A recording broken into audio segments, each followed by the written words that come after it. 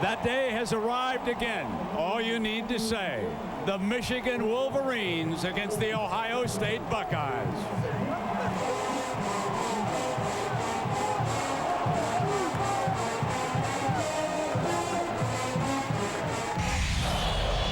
The Michigan Wolverines and Ohio State Buckeyes meet today for the 102nd time. Chad Henne leads the charge for the resurgent Wolverines. And the Maize and Blue faithful know that a win today keeps their Big Ten title hopes alive. But electrifying playmaker Ted Ginn Jr. has the Scarlet and Gray playing inspired football. And if they win, a BCS berth is well within reach. It's one of the greatest rivalries in all of sports. Next on ABC. October 19th, 2005. A beautiful day for an ancient rivalry and a little tailgating. Inside, more than 100,000 have jammed the Big House. We welcome you to the BCS Spotlight game presented by ADT, Ohio State and Michigan. The Big Ten standings tell you the story. Again, a lot at stake. Penn State controls its own destiny. And at 4 o'clock on ESPN, they'll tee it up the road in East Lansing against the Michigan State Spartans. But the Buckeyes can win it outright should Penn State stumble. But so too can Michigan. Remember this, only the survivor can play on and jump into a BCS bowl as far as this game is concerned. Now you want to know about Mike Hart, the very talented Wolverine running back. He will start today. He has missed 11 consecutive quarters with that injured ankle. Chad Henne and the Wolverine offense badly need number 20. And my partner here, Gary Danielson. Gary, you and I remember the last time Hart returned. You bet, Brad. Coming off the Notre Dame injury against Michigan State, Michael Hart opened the football game with a 64-yard run. This set the day for the Wolverines. He rushed for over 200 yards. Michigan can't beat Ohio State without their best players, and Michael Hart's one of their best players. Chad Henne is glad to have him back. Troy Smith, he was spectacular a year ago in Columbus. Great quarterback matchup.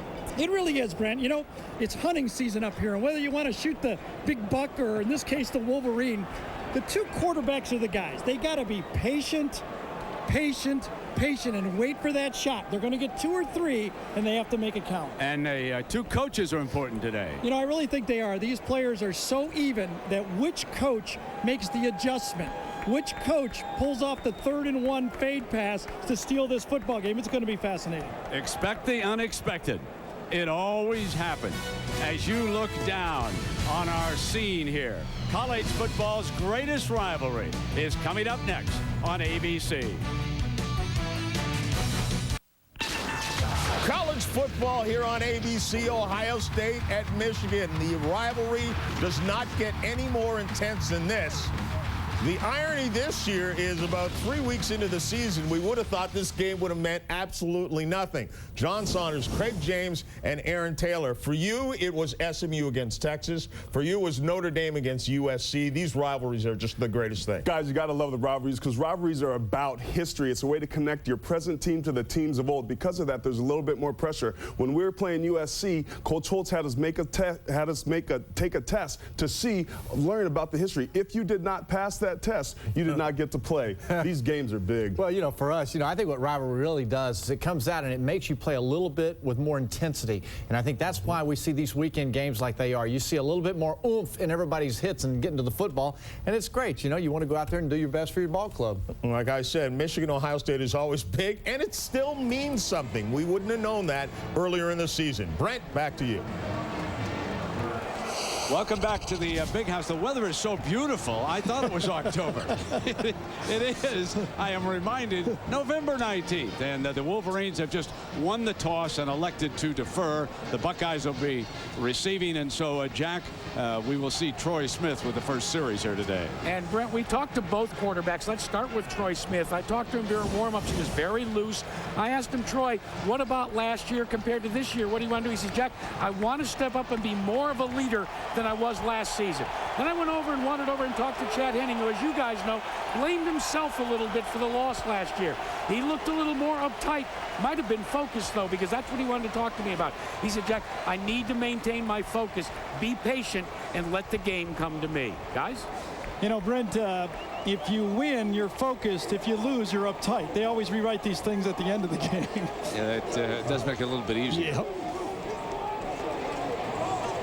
So Dave Whitvet, a veteran referee, is in charge of our crew here. Jim Trussell, Lloyd Carr matching up today. And for all the advantage that Lloyd had against John Cooper in the past, he's lost that edge against Jim Trussell so far. And in 4 years, Trussell has beaten Michigan 3 of the 4 times that they have played. So the Buckeyes will be receiving and going into a little bit of a light breeze here today. And what Lloyd Carr is hoping for is that this kickoff goes out of the end zone and number 7, Ted Ginn Jr., does not get a chance. He's the lone deep man back on the goal line. And here you see the punter, Ross Ryan, with the ball on the tee. And now Holmes drops back deep with him, and that is exactly what Carr wanted. Now he wants the defense to force 3 and out and see if the Wolverines could get field position. And speaking of field position, here is Troy Smith, and Gary, 11-2 as a starter. Spectacular last year in Columbus. And really coming on. But last year he did it with his feet, with scrambles and running plays. I think in this football game, Michigan will stop that. We'll see if Troy Smith will be accurate enough to lead the Buckeye football team. I think that's the story of the game. Pittman is the running back behind Smith. 3 wide receivers. Holmes is the slot to Troy Smith's left. And Pittman is stopped by number 80. And Alan Branch from Rio Rancho, New Mexico, who's had a huge year, makes the first stop. The Kressler starting lineup. Ted Ginn, we've mentioned. Stan White, the fullback, when they use one. Marcel Frost has stepped in as the starting tight end. And Santonio Holmes against these 3 linebackers. 4-3 a lot today for Michigan. Prescott Burgess, Dave Harris, and Chris Graham. Graham will come out with the nickel man. Hall, Behringer, Engelman, and Grant Mason. Leon Hall, number 29, a very talented corner, with his hands full today against the Buckeye speed. Second down and 14 after the 4-yard loss. Now Pittman comes out as a wide receiver. Offensive line holds. Branch comes free. Incomplete. And it was defended by the nickel man over there, Morgan Trent. Now the battle in the trenches between the big fellas. Daddish, Sims, Mangold, Downing. Barton, of course, returned the full-time starter a couple games ago. Against Massey Watson, Big Gabe Watson, Branch, and Lamar Woodley. They're going to put Lamar Woodley down. He played a handful of plays last week in that rout of Indiana. They certainly need him. He's on the right side of that defensive front, and they'll put him down. Now it's 3rd down. Frost goes past Mangold. Throws Santonio Holmes, and he caught it just for a first down. A wonderful pattern here by Santonio Holmes. You can see in the shotgun, when you get Troy Smith in the pocket, he can step into it. He has a wonderful live arm. On the first pass play that was incomplete, and Gonzalez slipped on the play. That's 2 straight good throws for Troy Smith to start this football game. On a 3rd and 14, 15 yards to Holmes. Defensive coordinator Jim Herman thinks Santonio Holmes is the best athlete on this offense. Run all the way, option look. Ginn, and there's a penalty flag thrown on the play as Ginn cuts it back short of the 40-yard line, but a flag thrown by the referee. It's holding against the Buckeyes. When you run those stretch plays and Michigan is stretching them out on defense, you see have a tendency to grab on. This Michigan defensive line and linebackers are night and day from where they were a year ago. 96 offense, 10 yards from the previous spot. Repeat, first down. Tressel, the head coach, and also calls the offensive plays on that far side.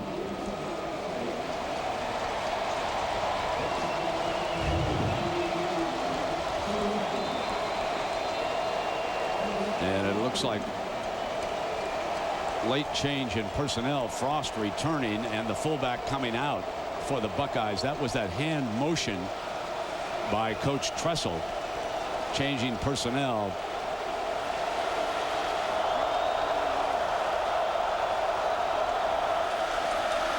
Play fake by Smith, and on the move hits Ginn, and he is out of bounds on the near side at the 32-yard line. Both teams in this football game really have the same game plan. They must establish balance. I don't think either team is good enough to beat them with just the run or the pass. Score or punt, that's just a fancy way of saying you can't turn over the football. Punts in this football game are not horrible. And seize the big break. There's going to be some plays here where you can grab it and really put points on the board. Do you take advantage of it? Going to the extra tight end, Pittman slices to the 43-yard line, and another Buckeye first down. A 10-yard gain. Jamar Adams with the stop. Watch Robbie Sims come around and fit right here on the Michigan linebacker, Prescott Burgess. Burgess fills, but Robbie Sims does a great job of getting that kick-out play, running at the point of attack. When Ohio State is able to run the ball inside, Troy Smith completing passes, that will stress any defense. Tyree, an offensive lineman, was added as a blocking tight end for the Buckeyes. He was in on that play. Troy Smith calmly leading this first series. Flares to Ginn. Running room to the 42-yard line, and another Buckeye first down. The thing that strikes you, Gary, is there is a penalty flag. Yeah, Gabe Watson was offsides, Brent. I think the thing that strikes me is how efficient Troy Smith is with the passing game. Remember, after last week's game, the first thing that Coach Tressel said to Jack Arute was, we have to have a better passing game when we go to Michigan. You know, when you watch Troy Smith, and the more you're around him, the more you can appreciate the guy is kind of just an athlete, and he's a street ball type player, competitor. It's like the guy at the YMCA that wouldn't get off the court, always figured out a way to win. That's what Troy Smith reminds me of. If it takes running, he runs. If it takes passing, he throws. He's really, really a great football player. Empty backfield, 5 wideouts. Roy Hall on the field. Quarterback draw off that formation, and the Wolverines were ready for it as Will Johnson jumps on the quarterback, and Jack Troy Smith trying to lead him down on this first series into the win. And as you and Gary both said, wanting to pick up the passing game. That's one of the things all that extra film study we told you about last week has been emphasizing for Troy Smith. But when I spoke to him, he said, the difference now is I can go first, second, maybe to my third read. And then he looked me square in the eye and he said, you know what, Jack, I still trust my feet a lot more. Gonzalez is off to the left. Pittman's the running back. Pittman in that direction. Another first down to the 30-yard line. So spread the field and run out of it. Very selective when Pittman carries. That's an 11-yard gain. Great adjustment by Jim Tressel. This is Andre Tyree, an offensive tackle playing tight end. Watch at the point of attack right here how well he is running the ball by running right at 2 offensive tackles. He just blows up that Michigan defensive end and allows Pittman to get in there. First adjustment goes to Jim Tressel. They move Tyree, a little confused. White gets him down on the right side of the formation. They run the draw with Pittman, and the middle of the Wolverine front holds. And of course, Troy Smith has grown up a lot, and he talked to Jack about that after last week's game. A whole lot. You know, had to do a 180 to understand where I needed to be within the program. You know, coming in as a young guy, not knowing.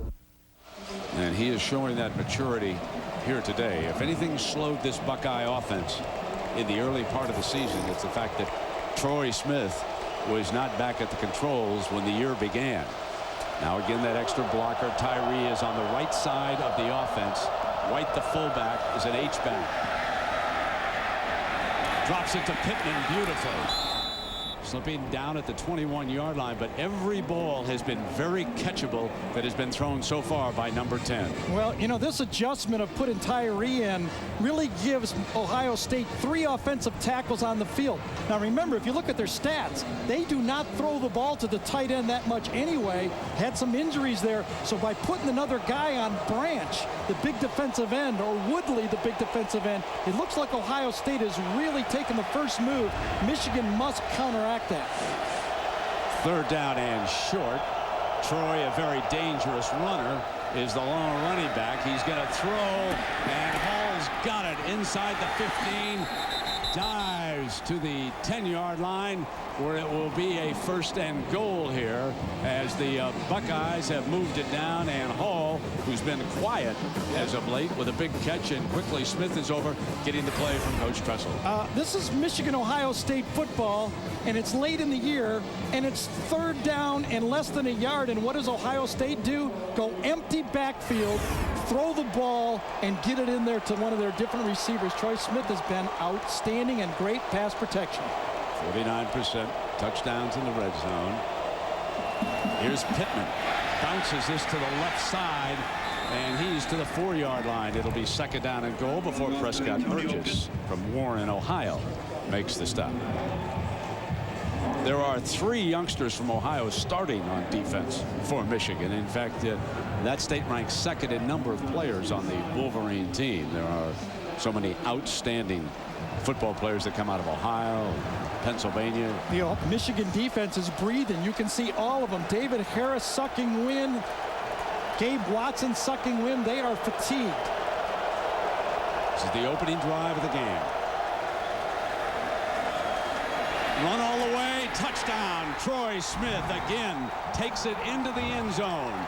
That was his ball all the way, no question about it.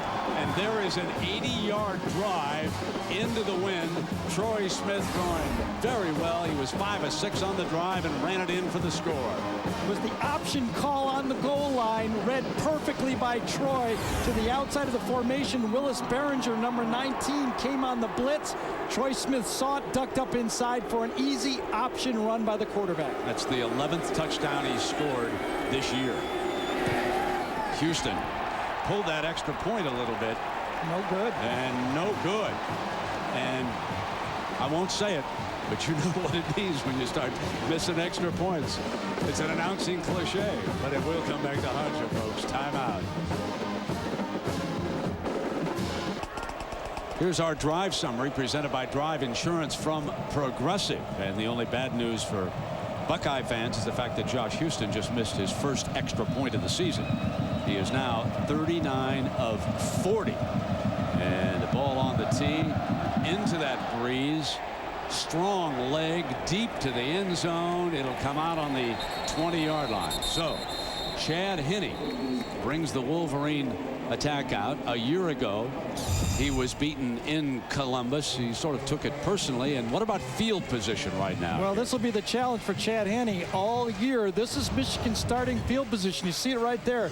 19% when they get the ball on their own 20-yard line. And against Ohio State, with Houston putting those kicks into the end zone and this great Buckeye defense, that's what Henne is faced with. A lot of 80-yard drives potentially in the game. Mike Hart is lined up behind the fullback, who now sort of offsets. Let's give him an H-back look. Breston, 15, is off to Henne's left on 1st down. Here comes number 20, picks his daylight and gains 3, and there is a penalty flag. Illegal formation, too many people in the backfield. And limping off is Carpenter. Yes, he is. That is a big loss right now. Bobby Carpenter, a senior linebacker from Lancaster, Ohio, limps off to the sideline. James Laurinaitis. Carpenter, is this Carpenter over here, number 42? I'm not sure. He lines up at defensive end and line. Yes, it is. He got bent down by Jake Long, the big offensive tackle. You can see when he tried to twist away, he twisted his right ankle. So the youngster Laurinaitis forced to replace the injured Carpenter right now. 2nd down after the penalty. Complete to Breston. Preston working against Everett makes his way back to the original starting lineup. And it is the Crestor starting lineup for the Wolverines. So we've mentioned Hart and Preston. Tim Massaquoi playing without the cast, number 88. Jason Avant from Chicago. He's been their leading receiver. Carpenter is now out. And Schlegel and A.J. Hawk and Ubodi, Sally Mitchell will come in as the nickel.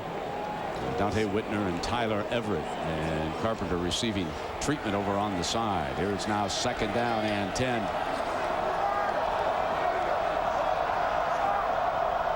Let's look. Avant in motion to the right of the formation. Complete to him, but only for about 3 yards. So it'll be 3rd down and 7 coming up for Henne. And this Buckeye defense, Gary, doesn't give you a lot of time. Hard for them to go downfield. Stenovich, Hennege, Beal is the center here today. Lentz and Jake Long, who Gary mentioned the best linemen against David Patterson, Marcus Green, Gwen Pitcock, and Mike Kudla. Kudla, a very valuable member of that defensive line. He can drop back into zone blitz pass coverage. He's outstanding. He really is. And now Michigan and Henne will have to do the same thing that Troy Smith did. Hit a 3rd and long to get the drive alive.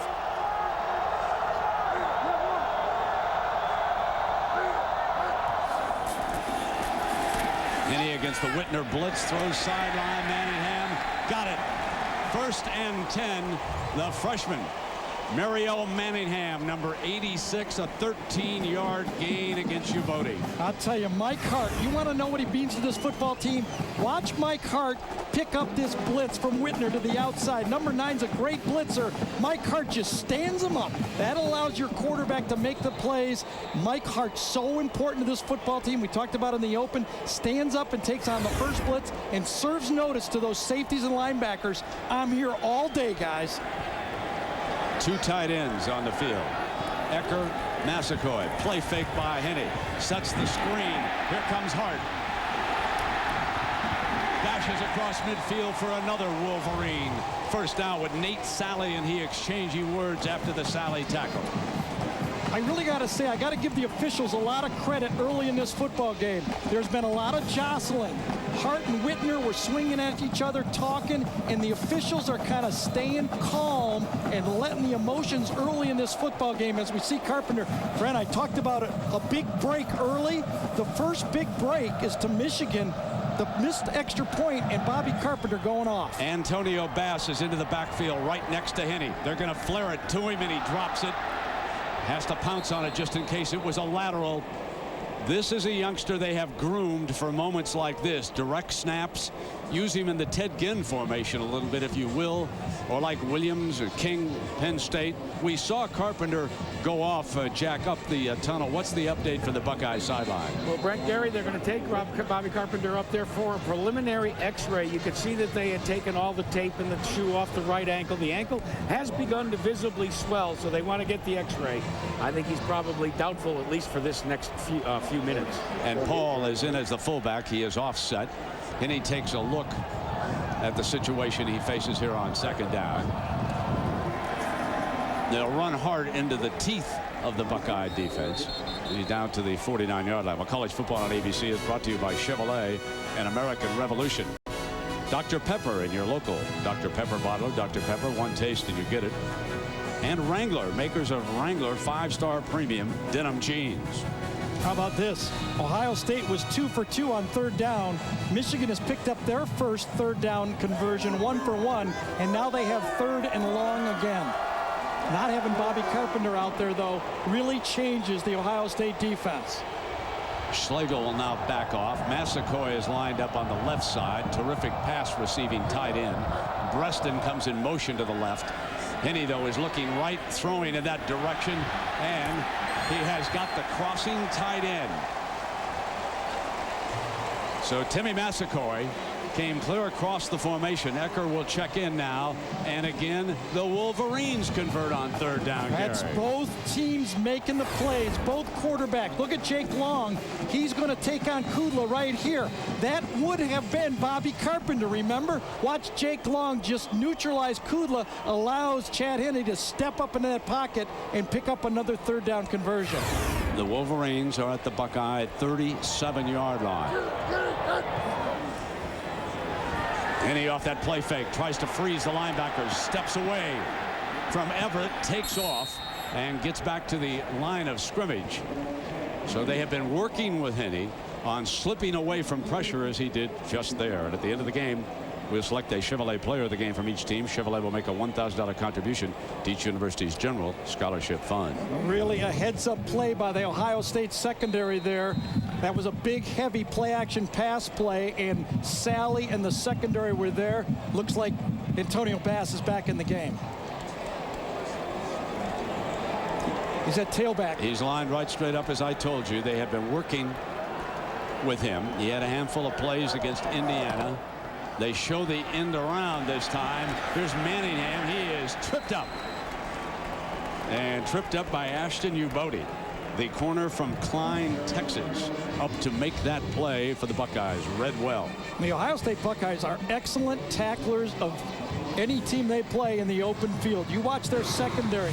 Sally, Ubodi, Dante Whitner, Malcolm Jenkins, Tyler Efford are all excellent one-on-one tacklers, and we haven't even got to A.J. Hawk yet. Here's another third down coming up. Wolverines need 9 yards to keep this alive. 4 down linemen for the Bucks. To the middle and short of the first down. Here comes a 4th down decision. Avant, the receiver that time.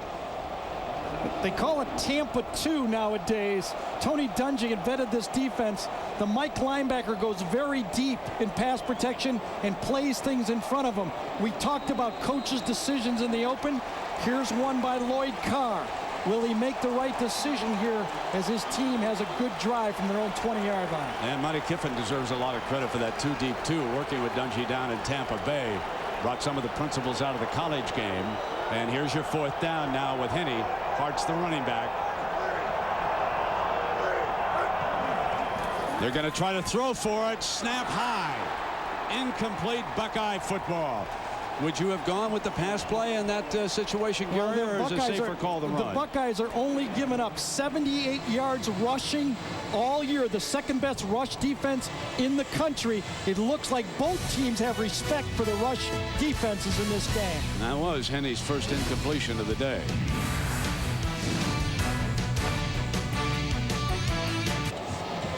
Here's the matchup. Ubodi against Avant. Watch this. Ubodi gets his hand on Avant right there. See that hand? The ball is still in Chad Henne's hands over here, but the grab allows the pass to be just slightly off. If that pass would have been thrown on the Michigan sideline, I think that bench could have kind of got that call made. But on that sideline, what is going to happen? You wonder about Lamar Woodley. He is back off the field defensively for the Wolverines. Now Woods, who's played very well, number 99, down on the left side of the defensive line. Ginn is well off to the left. Offensive line giving Smith a look. They put Frost into a pattern, and he picks up about 4 yards. And let's check in with John Saunders. And John, what's up with the Dogs, the Georgia Dogs? Right here in the Taco Bell update, as you know, Georgia with a win, and they're in the SEC championship game. DJ Shockley, that's on a 4th and 1. Finds Leonard Pope 10 yards, and Georgia grabs the lead over Kentucky, where South Carolina is pulling for the Wildcats. Brent. All right, John, that's 7-3. Here it is 6-0. Buckeyes scoring on their first drive of the game and missing the extra point. Lead it by 6. Here comes Antonio Pittman. And Pittman breaks the first tackle from a safety. Gets back.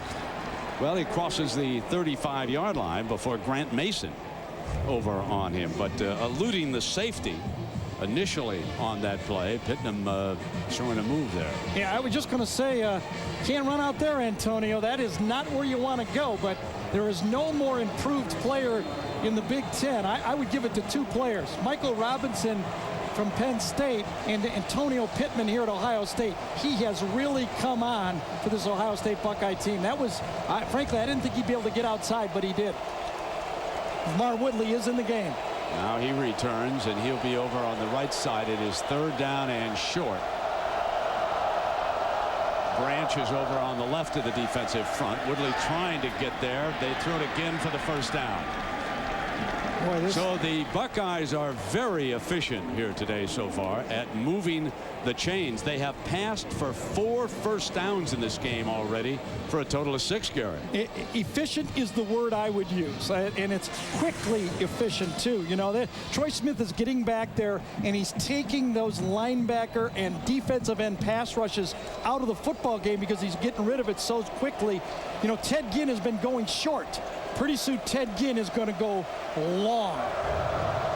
Nickel man checks in for the Wolverines. They had to play right. Gonzalez crosses midfield on that quick hit again. So Troy Smith's just dropping it off. And a reminder that coming up next, we'll take you to Portugal for the World Golf Championships. And that is next right here on ABC after the game between the Wolverines and the Buckeyes.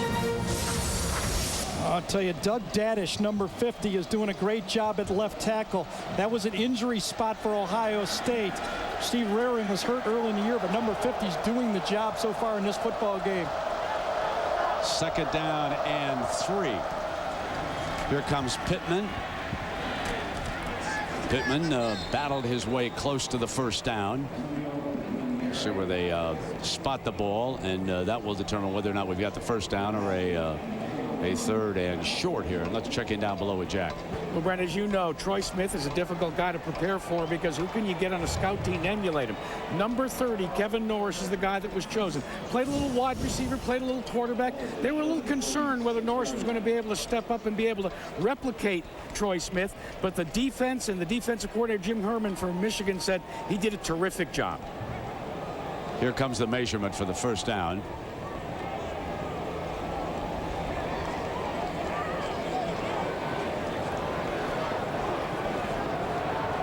Got it. Just to follow up on Jack's story, they had lost the young man who had been the scout team quarterback for the entire season. And they told him, you got to get well. It's Ohio State week. He came out and tried it, couldn't do it. And so they decided to try young Norris. And on the first play, pump fake takeoff, ran right past everybody. And they said, wow, we've got to look.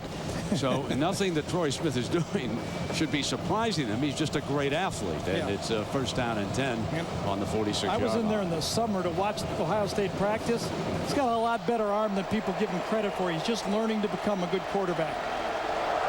He has 5 wide receivers with Pittman out. That means the offensive line doing a job. The middle to Santonio Holmes. And he's to the 40-yard line, picking up about 6 yards on that first down play. The offensive line right now for the Buckeyes, Daddish, Sims, Mangold, Downing, and Barton, is allowing Tressel to call plays with an empty backfield. That offensive line has been holding out the rush here so far. Yeah, and the quick release. Big Andre Tyree, number 96, is back in the game. That gives Ohio State 3 offensive tackles in the formation right now. There's 2 tackles right together. And the quarter comes to an end. So the Buckeyes score on their first possession of the game. The Wolverines, though, will take that missed extra point.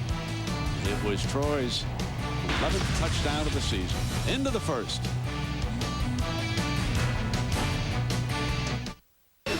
Today's singular All-America flashback, Desmond Howard. In 1991, Howard's acrobatic catches made him one of the most electrifying players ever to play the game. In his final season with the Wolverines, the All-America great had over 900 yards receiving and 19 touchdowns on his way to capturing the Heisman Trophy. Text the word VOTE to 87654 now on your singular wireless phone to play All-America Trivia for a chance to win a trip to the national championship game. ABC Sports welcomes you back to this week's BCS Spotlight Game presented by ADT. No, it's a gorgeous November Saturday here in Ann Arbor. Ohio State and Michigan, they do not control their own destiny. At 4 o'clock over on ESPN, Penn State can wrap up the BCS berth as far as the Big Ten is concerned. Remember, they beat Ohio State head-to-head, so they would hold the tiebreaker even if the 2 of them wind up deadlocked. Gonzalez, number 11, in motion. Pittman And he almost broke it, but Prescott Burgess hanging on makes a stop, but it is a first down for the Buckeyes, and they continue to move the chains. That's 8 first downs, 4 rushing, 4 passing. And Carpenter on crutches. That does not look good. That does not look like he'll be back today, Gary. No, and what a shame. I think it's great of him to get out here, though. Him on the sideline, making sure, at least emotionally, he stays in the football game for his teammates. But, you know, he's had those foot problems all year, and it's always been able to tape up. This one, obviously, you can't tape up. And you can see he is emotionally in tears right there. And Woods replaces Woodley. Smith again firing high to Pittman, and the nickel man Morgan Trent delivers the pop. And John, what's up now with Virginia Tech? Well, Brent, another one of those rivalry games, now an ACC game. Virginia Tech's Marcus Vick, who struggled so badly against Miami, not today. 24 yards to Eddie Royal. And Virginia Tech has a 24-0 lead over top of Virginia as they try and impress for maybe an at-large in the BCS. Brent, back to you. Yeah, John, if there's a stumble up on top, Tech could vault to 4th. That's an automatic BCS berth. 2nd down and 10. Smith dancing away from trouble, and this time to the 33-yard line. Interesting that play, Gary, because in talking to the coaches when the Michigan defensive, when they broke it down, they said a year ago Troy Smith hurt him on busted plays more than on quarterback runs. Michigan has a lot more speed at the linebacker and safety position. Even their defensive ends are running better. I don't think he'll have that much success there. But so far, this Ohio State offense has Michigan on their heels with their balance and execution. They're throwing the ball quickly, and Michigan has not been able to fly around because they're reacting to everything that Ohio State's doing so far. Tari is an extra blocker. The performance of the Buckeye offensive line has been superb. Michigan now will try 3 down linemen.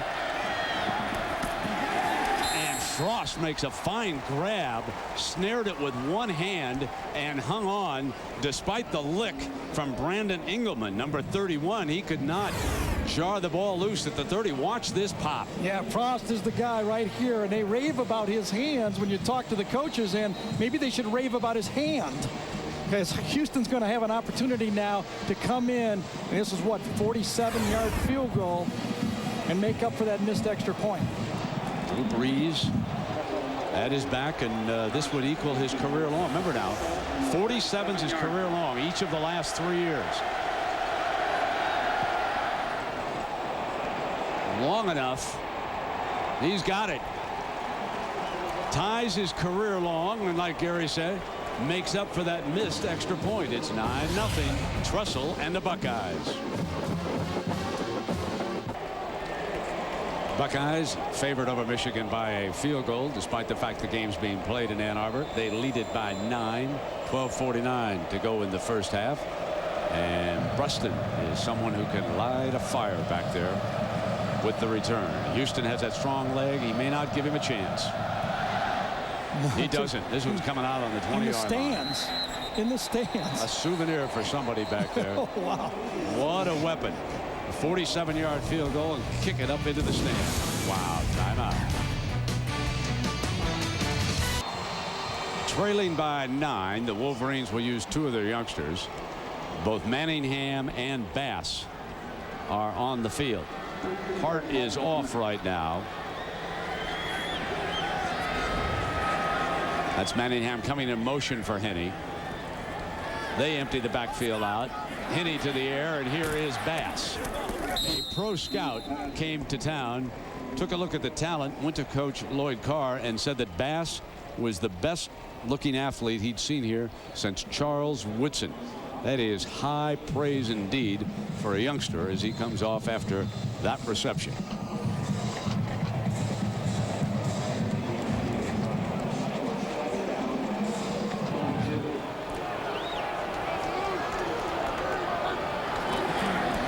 Here's Hart. Very unusual for him to run up the back of his offensive lineman. He usually runs to daylight as we check in. Gary, here is our Pacific Life game summary. Well, it started out with a hot Troy Smith. Missed one throw, and it's when a receiver slipped down. That was 3rd and long to keep the opening drive alive. And then the option play near the goal line. Troy Smith does it with his arm and his feet. Bobby Carpenter, first play of the game. He goes down with an injury. We see him, crutches and a cast come out. One of the best football players in the country is not going to be able to play today for the Buckeyes. 3rd and short. Paul, the lead fullback, is offset. Hart will follow him, trips, stumbles forward, and it is going to be close. The spot on this one will determine it. Buckeyes trying to throw him back at the point of attack. However, the linesman said that's a first down. You can see him pointing on the far side that he saw the ball come across. That's where it was whistled down. I'll tell you, Quinn Pitcock inside right here just gets inside, gets upfield. Marcus Freeman, number 95. Look at Pitcock get in the backfield and force Hart to kind of move around. He gets bent back. That's what Mike Hart does, though. Doesn't fall down many times, doesn't lose his balance. He just kind of keeps inching forward. Avant and Bruston are off to one side. There is Hart, and he is tripped up by Schlegel. Number 51, the middle linebacker, Schlegel, with an excellent tackle. He tends to be the underrated one of those 3 linebackers. All he does, folks, make plays one after another. Yeah, Anthony Schlegel, the more you watch tape, the more you're impressed with him. Remember, he transferred here from Air Force. He was the captain of the Air Force football team as a sophomore. There's some pretty good leaders there at that Air Force Academy. He was the captain of the football team as a sophomore. Massacoy's off to the left. Bruston's there too. Hinney in trouble. Penalty flag is thrown on the play, and Hinney out of bounds, but the referee, and there are 2 yellow flags back there. And Carr not happy about this call, like holding. And while they measure that off, John, let's check in with you in New York. What's going on with the Georgia Bulldogs? Well, Brent, they're trying to leave no doubt that they will be in the SEC championship game. Danny Ware takes his handoff and then just pure speed busted through the defensive backfield. 52 yards for the touchdown as Georgia ups their lead over Kentucky to 21-3. Again, a win, and they're in the SEC championship game. Brent. And virtually a home game. They'll play that in Atlanta. Here it was Henneke, guilty of holding. So the ball is brought back on the Wolverines to the 22-yard line. And here in the early going, the Buckeyes have had the upper hand offensively and defensively. Here's Hart again trying to search for daylight, and there is Schlegel again. He don't miss. He just doesn't miss. Well, here's your Aflac trivia question, folks. The famous Snow Bowl. How many times did Michigan and Ohio State punt in that 1950 Snow Bowl? Conditions a little bit different here than this November, huh? It was minus 11 chill factor in Columbus that day. And in this game, we haven't had a single punt yet today. Here's 3rd and 16. Schlegel has been stopping hard at the point of attack. Hinney is going to have to go up on top this time. Avant, Bruston. And A.J. Hawk read the screen all over the running back that time. And Hart trying to say, I dropped it so I wouldn't take the loss. He's trying to say that should be an incomplete pass. He, wisely tried to drop it, but I think they ruled it a catch, and then Hawk was right up his back. A.J. Hawk's closing speed after he recognized the play. There's a guy that did his homework. That was Eddie George, by the way, that slapped A.J. Hawk on the helmet right there. A.J. Hawk did his homework, knew it was screens, and then closed. The 2 dangerous ones are back now for Ross Ryan. Ginn and Santonio Holmes, and they figure to give the Buckeyes field position even with a fair catch. Ryan is down inside the 10-yard line into a little bit of a breeze here in Ann Arbor. This is Holmes. Ginn will pick up the first gunner, but Holmes is taken down on the 37-yard line by Mike Massey, the sophomore tight end. Terrific coverage by Massey that time. Buckeye football when we come back. This ball game will boil down to 3 things. Three things. Number one, the team that hits the hardest and the longest, the team that starts the fastest, and the team is too damn smart to make mistakes. He always planned ahead, Woody Hayes did, for that team up north. Never called Michigan by its name. Came in '68 in Columbus when he won the national title. Came in here in '69 against a first-year coach and lost when they were unbeaten. Fumble, and the Wolverines pounce on it. Their football. First turnover of the game. Gabe Watson recovers it. Well, Jim Tressel wanted to give Antonio Pittman a break here. He put in Maurice Wells, number 34, in the game. One of those decisions you're thinking towards the end of the game. Watson gets inside, forces the fumble, and recovers the fumble and the play. Big Gabe Watson showing why a lot of people, a lot of scouts, think he's going to be a first-round draft pick. First down and 10. Beal brings the offensive line out. Three wideouts off to the left. Hart the running back. Avant is the lone receiver to the right. No tight end here. And Henne is going to throw on first down. Going to go for it all. Manningham trips, incomplete. Nate Sally was back there. I'm not sure who the ball was actually thrown to. Was it Bass or Manningham? Two young receivers actually are in the same spot on this play. Nate Sally's the deep safety. You see Manningham and Bass are right together. Sally comes across, and the ball could have been caught by two players from Michigan. Someone really kind of broke their route on that play, allowed Nate Sally to be all over it. Trying to strike after a turnover, coaching 101. Now it's 2nd and 10 for the Wolverines. Manningham goes through the formation. Massacoy tries to run free, and they hit Manningham short of that 30-yard line. Great pursuit by Whitner and the rest of the Buckeyes after the initial hit. A.J. Hawk was in on the middle of it. Well, how many did Michigan and Ohio State punt in the famous 1950 snowball? Can you believe it, folks? 45. Chuck Ortman, 24. The Wolverines. This was the conditions. Blinding snowstorm. Vic Janowitz, who would go on to win a Heisman Trophy. But the Wolverines won the game on a block punt, and that sets up a story involving Woody Hayes, and we'll get to that in a moment. 3rd down.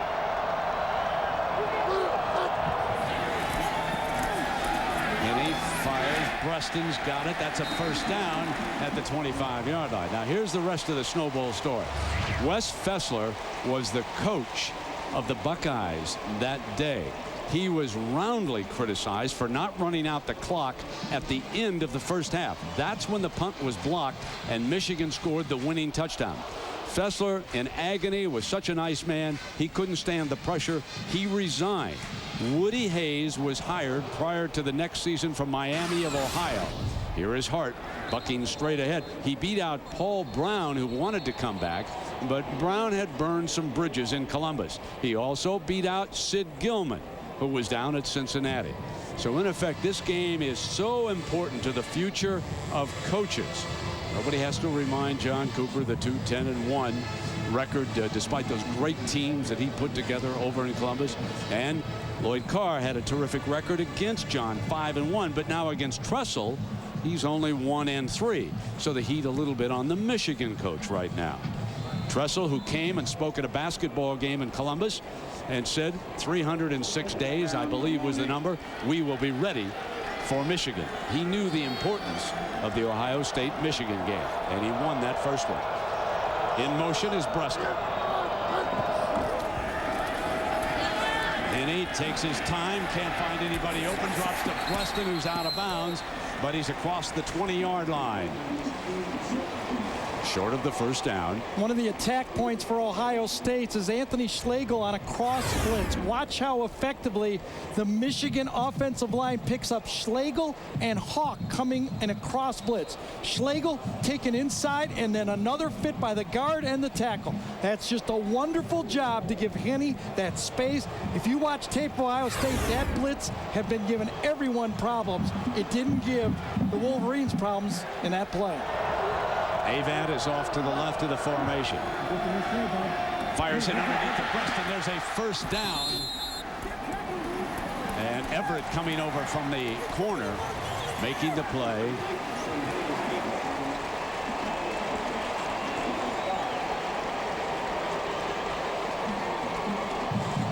Well, it's a 1st and 10. The ball is on the 14-yard line. Henne checking the sideline, getting the play. Boy, Chad Henne is sure sharp, isn't he? Throwing the football. Yes, he is. He really is sharp. Both quarterbacks are giving it their best today. Yes, the first 8. Michigan trailing it by 9. Quick throw to Manningham. Beats the defender, and he's right down around the 5-yard line, I believe. Just a little bit short of it. Yeah, one-on-one play. That's what Michigan will do. They see it out there. They give it to one of their skilled players. This time, Ashton Yabodi does not make the tackle. And the young Ohio resident, Manningham, beats a one-on-one tackle and takes it right down there to the 6-yard line. It is 2nd down. The Wolverines can get a first down at about the 3-yard line without scoring. There you see the yellow line, and this is 2nd down, so it's not 2nd and goal. Breaston in behind Henne. Here comes Hart, and he was hit initially in the backfield by Marcus Green, who slowed him up. And around the Big Ten today, Iowa running it up on Minnesota and Iowa City. Northwestern and Illinois in a shootout. Purdue trying to make it 3 straight wins to end the season. And of course, a reminder, 4 Eastern on ESPN.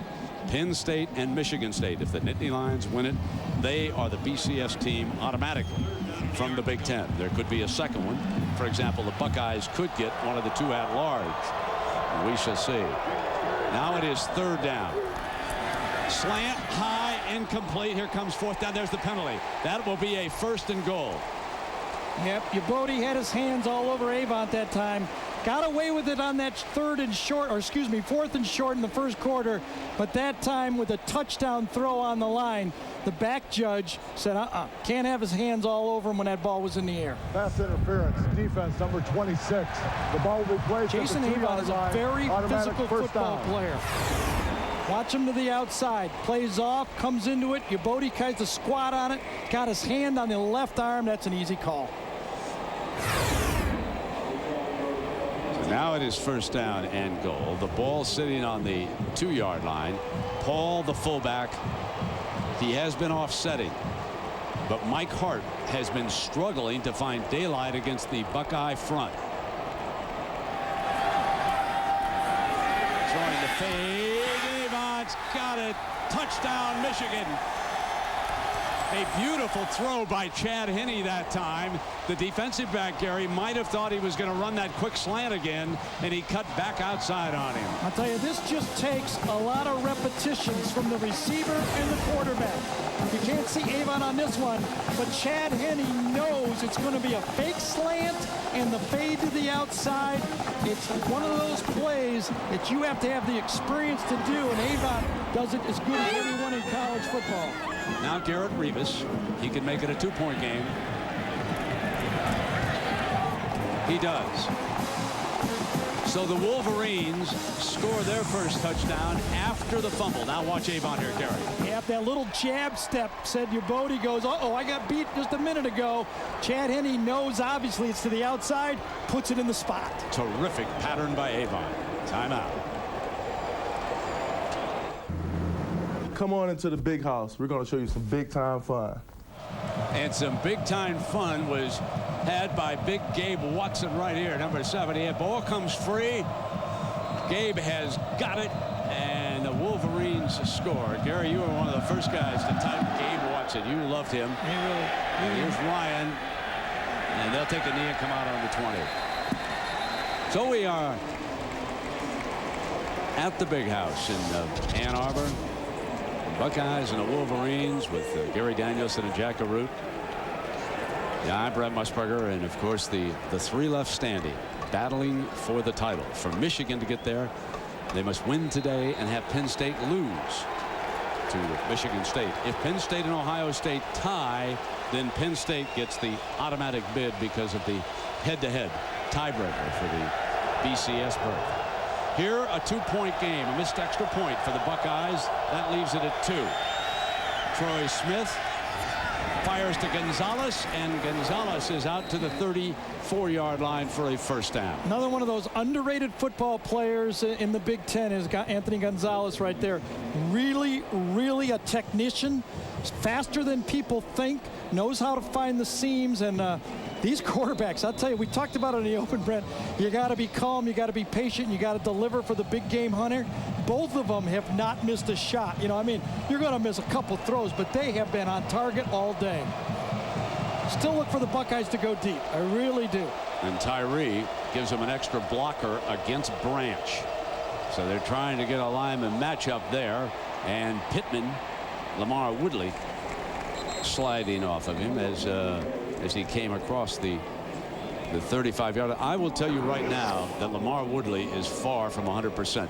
That arm that he injured, he's coming off to the sideline now, and I could tell by the way he was carrying it. And here you see what Gary's talking about. Yeah, you look at that. Each quarterback has hit 6 different receivers in this football game. Think about that. Each quarterback has done it. Lamar Woodley made the tackle. He's got that little pad on his right arm, and you could see he favored it right after the tackle. He wanted out. Second down. Fake from Troy Smith. Sprints to the right. Now he's going to keep it. Branch from behind, and he eludes him for a first down. The escapability, that extra dimension by number 10 as he catches the corner for 9 yards. And remember Tyree in there. Slapping hands has been a big blocker for him today. That has been the adjustment of the football game. Michigan has been able to score by the just absolute excellence of Chad Henley throwing the football. The Michigan offensive line has picked up the blitz a little bit, but both quarterbacks, not only they have been physically good, but mentally they have not made a mistake. Big Tyree is in there again. They're going to ride it. Chris Graham back in at linebacker. Burgess wants to come on this play from the right side of the formation, and Pittman is hit in the hole, and it'll be second down as Dave Harris is there. And special honor here today. Let's go to Jack Arute. Yeah, Brent, there was a wrestler at Ohio State University named Ray Mendoza who went on to work in our armed services. It was his 3rd tour of duty in Iraq, and he was killed this week by an IED. We've heard those initials so often. So the team has decided to pay tribute to Ray Mendoza with what they call Clear Buckeye Tribute. Yeah, great honor on the part of the Buckeyes indeed, Jack. Thank you for that. Second down now. Smith, middle, dropped by Ted Ginn Jr. Boy, coming across, and he dropped. Willis Behringer, the safety, was coming from the other side, but he dropped one he should have caught, and he knows it. No excuse for that one. You saw him turn his head. What happens when you're a smart football player, and Ted Ginn is, he played quarterback in high school, is sometimes you anticipate things a little bit before you should just kind of run through the ball. And Ted Ginn was anticipating the safety, trying to make a move before he caught it, and made the critical mistake. Like all Warriors, Woodley will try it again.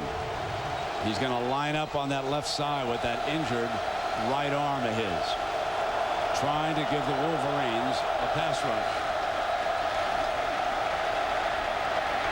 Smith throws it to Ginn on the sideline. Got it. So Ted Ginn comes right back, dances the sideline for a first down at the 30. That's 22 yards to number 7. Bad news, though, for Ohio State. Nick Mangold, the guy who makes all the calls on the offensive line. One of the best. You can see how important this guy is to the offense. Jim Tressel comes out. Nick Mangold is as good and smart as any center. He's matched up all day against Gabe Watson, another great football player for Ohio State on the field. First Carpenter and now Mangold. We'll take a timeout. Welcome back to the BCS Spotlight game presented by ADT. Ohio State broke out to a 9-0 lead. Michigan, after recovering a fumble, scored. It's 9-7. Doug Daddish moves to center from tackle, and young Alex Boone, who's a very ballyhooed prospect, checks in at that position. They move Smith immediately under center. They don't have him with a shotgun snap. Smith tries to break free, and bringing him down is number 56, Woodley. So college football on ABC is brought to you by Pontiac. Go online to nominate your Pontiac game-changing performance. Aflac. To find your 2005 Aflac Holiday Duck, visit our website. Polaroid. And Budweiser Select. Finally, bold taste meets a clean finish. Expect everything. Nick Mangold back on the field. That's good news for the Buckeyes. Yeah, and they're going to move Alex Boone, number 75, over to the right tight end. And look at this, back-to-back plays. Jim Tressel has put his tight end with his freshman tackle. That's coaching, guys. Here's Pittman dancing around that side. 15. And brought down short of the 10-yard line by Morgan Trent. But it's a 14-yard burst, and the Buckeyes threatening.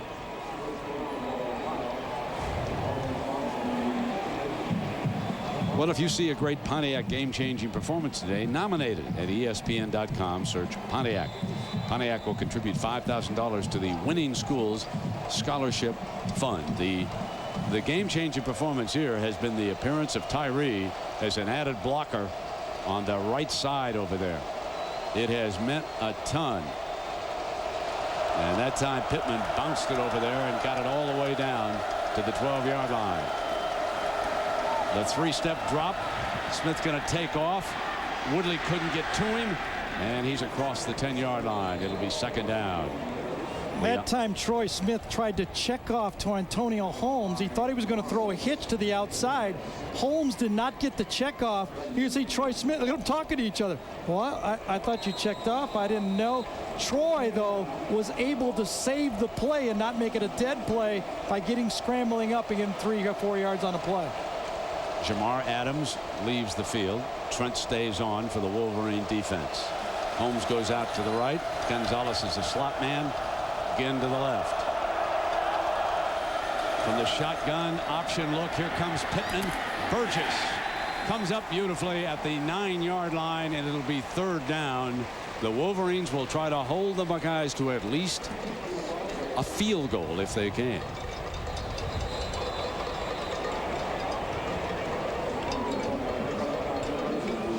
Capital One halftime show is coming up.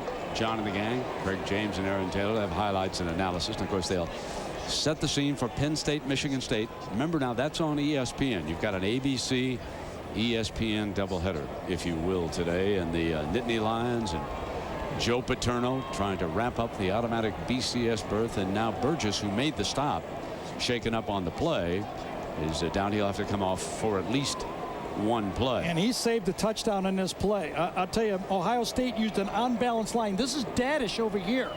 The tackle, the tight end, is to this side. Michigan did a good job adjusting to it, but watch the pitch. There's got Daddish on him, looks for the cutback, but Pittman does not able to beat Burgess on the play. That was a play where Michigan was outnumbered, and Burgess saved the play. Burgess, the leading tackler for the Wolverines today. 7 tackles for Burgess. Sean Crable, number 2, comes dashing in. Pierre Woods also into the lineup. So they'll get some fresh troops out, and an ovation here for Burgess.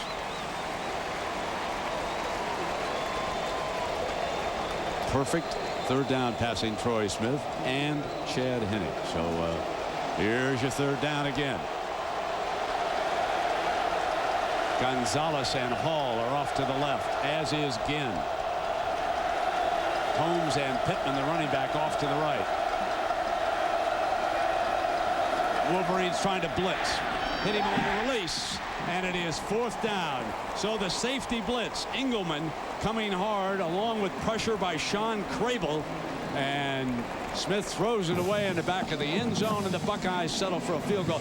Good call by Jim Herman in that situation to bring fresh troops and pressure. Watch 31. It came right in here, came right there. Harris came inside. It was Crable clean, Engelman clean. But, you know, Troy Smith read it. He was ready for it. It was picked up front by the Ohio State line. Just not an accurate throw. Here's Houston. He's hit a 47-yarder earlier today. He nailed that one. So he is 2 for 2 kicking field goals despite the missed extra point. And it's 12-7. But Lloyd Carr's happy that his defense didn't give up a touchdown.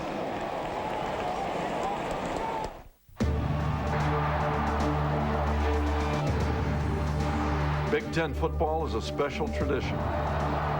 More than 5.5 million fans pack our stadiums each year, making Big Ten football what it is today. So respect the game and show good sportsmanship, because the Big Ten sets an example for everyone to follow. Before, during, and after the game. Big Ten football. Good sports make great fans. Oh, Michigan preparing to receive this kickoff, and the favorite, folks, is out of the back of the end zone. Okay, that it'll come out on the 20-yard line. I don't think we're about to see Preston return this. Go get another cold one and get some chips. You have time. Is that what you're trying to say? One of the stories so far, though, has been Michigan's lack of ability to run the ball. 11 rushes for 17 yards. I think that has to change. I don't think Chad Henne is going to be able to stay this hot all game. So the unsung hero for the Buckeyes has been number 69, Andre Tyree. And he's a senior. He's out of London, Ohio. As this ball clearly will come out on the 20-yard line. They have used him as a tight end in this game. He's the son of Tony Tyree. His high school coach, Dustin Calhoun, he graduated from Ohio State, so they steered the young man there, 6'3", 290. Gary told you early on that he'd made a huge difference with the blocking in that offensive line in this game. So that was an adjustment that we certainly have not seen in any of the Buckeye games that we've done. Both of these coaches, what they call is maize and blue periods. Okay, maize and blue for one team and scarlet and gray for the other team. They always think about each other all season. 4 down linemen. Nickel back in. Here comes Hart. Schlegel was in there along with A.J. Hawk. Schlegel has been it's almost like Schlegel is sort of keeping an eye on number 20. The final seconds tick away on our first half. The only thing negative you can say about Ohio State is, well, they turned it over once and they missed an extra point. Otherwise, they dominated the first half. They had 200 yards of offense. Michigan 103. We go down to Jack. Coach, not a lot of rushing yardage in that first half. How do you change that? Well, I think the thing we've got to do is make some plays on third down defensively. We came up with a big stop at the end of the half, but we had a couple of penalties and offensively that hurt us and stopped one drive, but we'll be okay, Jack. Thanks, Coach. Thank you. To follow up on what Lloyd told Jack, 4 for 4 the Buckeyes were on third down, and then they managed to stop them. And it is now 12-7 at the half. We send you to New York, and here's John Saunders. Along with Craig James and Aaron Taylor, Brent, and you get the feeling when you watch Ohio State play today and the way they've played over the last 8 games or so, they'd like a do-over at the start of the season, don't you? Because this is a better football team than we saw against Texas. And I think for Texas and Ohio State, the fact that they had a chance to play each other early on in the season allowed themselves to really establish who they were and what they are. Both football teams are very good. Ohio State, the way they came into this game on the road in the big house, everybody's sitting there thinking the pressure was on them. They took it and they went after them, didn't they? I mean, Ohio State's a good football team. You know, holding down Michigan's running game is pretty important. Yeah, Michigan hadn't been able to run the ball at all, and that's something that Ohio State's been able to do very well all year. They get Hart back today, but he's not been productive. Michigan offensively is going to have to find something to be able to get the run game generated. Maybe some short passes out of the backfield, use passes as runs, but right now the Wolverines can't run. That's going to hurt them. The good news for them, though, is that they're only down 12-7 at halftime. Troy Smith, well, he's been pretty much unstoppable. Early touchdown. The Buckeyes lead 12-7 back after this message. You're watching college football on ABC Sports, home of the Bowl Championship Series. It's 12-7, Ohio State leading Michigan as we get ready to start the second half. The Pacific Life game summary will show you just what a struggle it's been for the Wolverines trying to run the ball. They were held to 12 rushing yards in that first half. But Bobby Carpenter's injury, and Gary Danielson touched on it immediately. Now the Wolverines get the ball to start the second half, and Gary, that is a big loss here for the Buckeyes. It really is, and I'm not surprised it hasn't affected Ohio State's rush defense. It's really good. What it has affected Ohio State as we look at the very first play of the football game is Bobby Carpenter in that position right there as a rush defensive end in nickel packages. He's got 8 sacks on the season. Jake Long right there twists it, and Bobby Carpenter fractures his right ankle on the first play of the football game. A senior, one of the great Buckeye players. There he is, and folks, that probably puts in jeopardy the bowl game. I don't want to jump to any conclusions, and let's hope that he's going to be all right. And Jim Tressel hustling back tonight, leading. Carpenter still on the sideline there with Troy Smith, and a 12-7 Buckeye lead here. So into the breeze. The Buckeyes want the wind in the fourth quarter. Jim Tressel decides that he will go ahead with this great leg. And Houston's kickoff may be returnable. Here comes Preston. Tricked up and short of the 20-yard line. Rob Harley, a backup linebacker, trips him up. Well, folks, just a short time ago, the Nittany Lions of Penn State. There's Joe Paterno arriving. Lots of Penn State fans on hand up there in East Lansing. A win over Michigan State, and the Nittany Lions will wrap up the automatic BCS berth. There's the quarterback, Michael Robinson. Now, ESPN, right after this game, switch over. In fact, they probably start a little bit earlier, I would guess, around 4 o'clock Eastern time. Remember, so, you know, get the clicker out. And I don't want to do damage to our sponsors, but you know how that goes, folks. All right, first down and 10, and Henney, and it is dropped. They open up with the flanker screen, and Jack, what a shame that is when you told us about Carpenter's injury. Yeah, and I got a chance to talk to Jim Tressel as he came out on the field, and he said, look, it is what it is. We don't have much choice. Jim Laurinaitis has have to step up. As a freshman, I grabbed Bobby Carpenter, and I said, how much are you coaching Laurinaitis right now? He said, I told him in the locker room the most important thing, you have never been in a game where they're hitting as hard as they are today. That's a pretty mighty endorsement when you consider the fact that Bobby only played a few plays. Second down and 10 for Henney. Here's Laurinaitis right there. There's the freshman linebacker.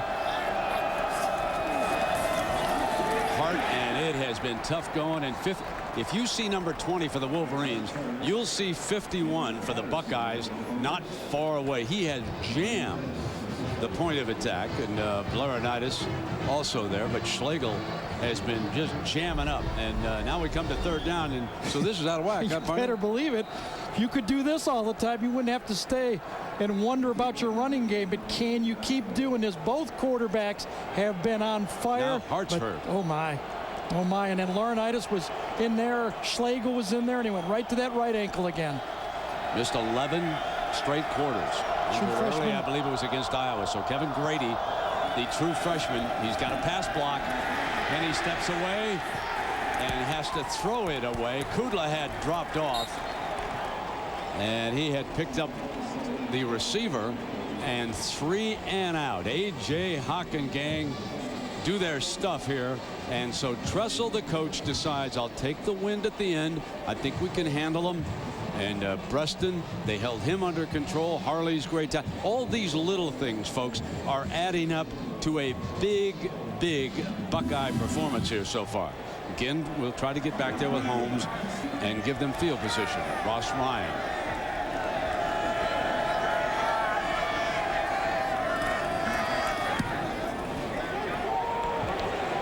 Holmes calls for Ginn to take it. He'll get the first gunner.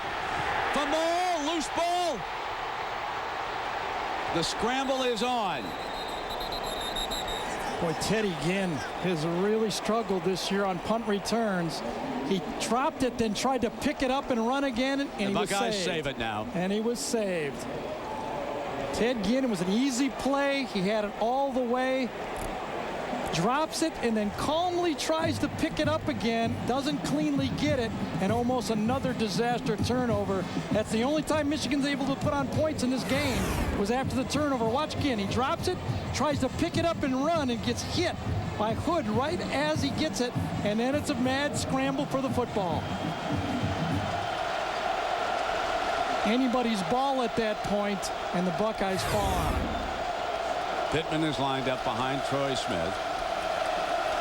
Holmes off to the left. White, the H-back, tries to help him with the corner. Pittman tries to cut behind him. And tough couple of yards. And now let's check in on the Wolverine running back, number 20. Yeah, there's Patterson. David Patterson's in on there. Schlegel's in on there. Laurinaitis is in on there. And the right ankle kind of gets twisted under David Patterson, number 97 on the play. Boy, Mike Hart has had a tough season with little nicks and bruises and hamstrings and ankles. Smith checking that play down in the huddle. We get an opportunity here. We'll go down below and check in with Jack. The Bucks break the huddle. Shotgun. Ginn is right off to his left. Gonzalez, Hall, and Holmes also split out. Fires to Ginn to the 32. Jack, what are you hearing about Mike Hart?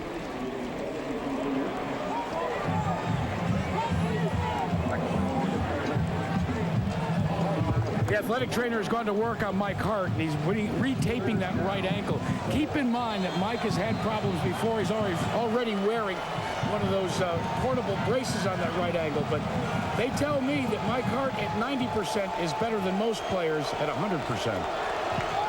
Yeah, but he might have come in at 90%. He might be 70% now. And there's going to be a timeout, and a penalty flag flies also. If timeout had been called, they'll pick this flag up. Well, Jim Tressel called timeout on the sideline. That's legal. Timeout. Yeah. Ohio State. Yeah, Whitvet had not seen it as the time was running down, and the line judge comes over to the side to inform him that the timeout had been called by Coach Tressel. He's into this one, any timeout. We're back in another of those third downs. Troy Smith has been so efficient. 4 of 6. Tressel's play call is to pick up the 4 yards here. Pittman is the running back. Ginn is slotted off to the right. Gonzalez outside him, and Holmes to the left. Smith will throw for it. Woodley hits him from behind. Loose ball. Michigan's got it. Michigan recovers as Woodley battled his way in, and Alan Branch pounced on it, number 80. Michigan went with a 3-man line, but those 3 guys were coming. Lamar Woodley off the end, comes around the corner to the blind side, comes on a stud, beats actually 2 players. Rob Sims knocks the ball cleanly away, and this time the Buckeyes don't handle it. The Wolverines handle it. What a play by Lamar Woodley, fighting that right arm problem. Gashes inside between the tight end and Rob Sims and makes the play.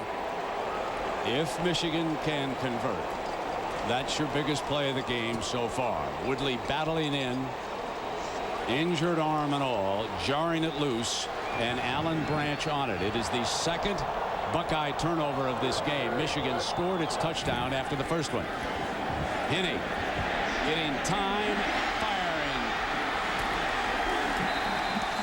And across the 10-yard line, Tim Massacoy, the tight end, number 88, his 3rd catch, 13 more yards for Massacoy, who now is playing without that cast.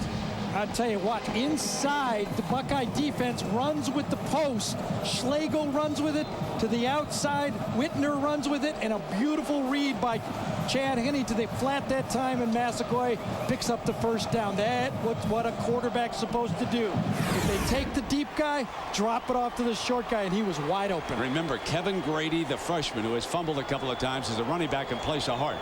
The Wolverines may elect to keep it in the air, and they do. Gets away from Hawk, and Henne gets almost to the 5-yard line, where it will be 2nd down. And you see Chad Henne smiling right there, because that's exactly what the Michigan coaches have been working with Chad Henne. We said we don't need you to be Troy Smith. We just need you to work the pocket, avoid the big sack, get it back to first. It's a 2nd and 10 or second, in this case, 2nd and goal. Avoid the sack. He dodged Hawk, got it back to a position where they can still get the touchdown. Massaquoi and Bruston to the left. They'll run Grady behind him. Grady stood up and stopped at the 5 by Quinn Pitcock, number 90.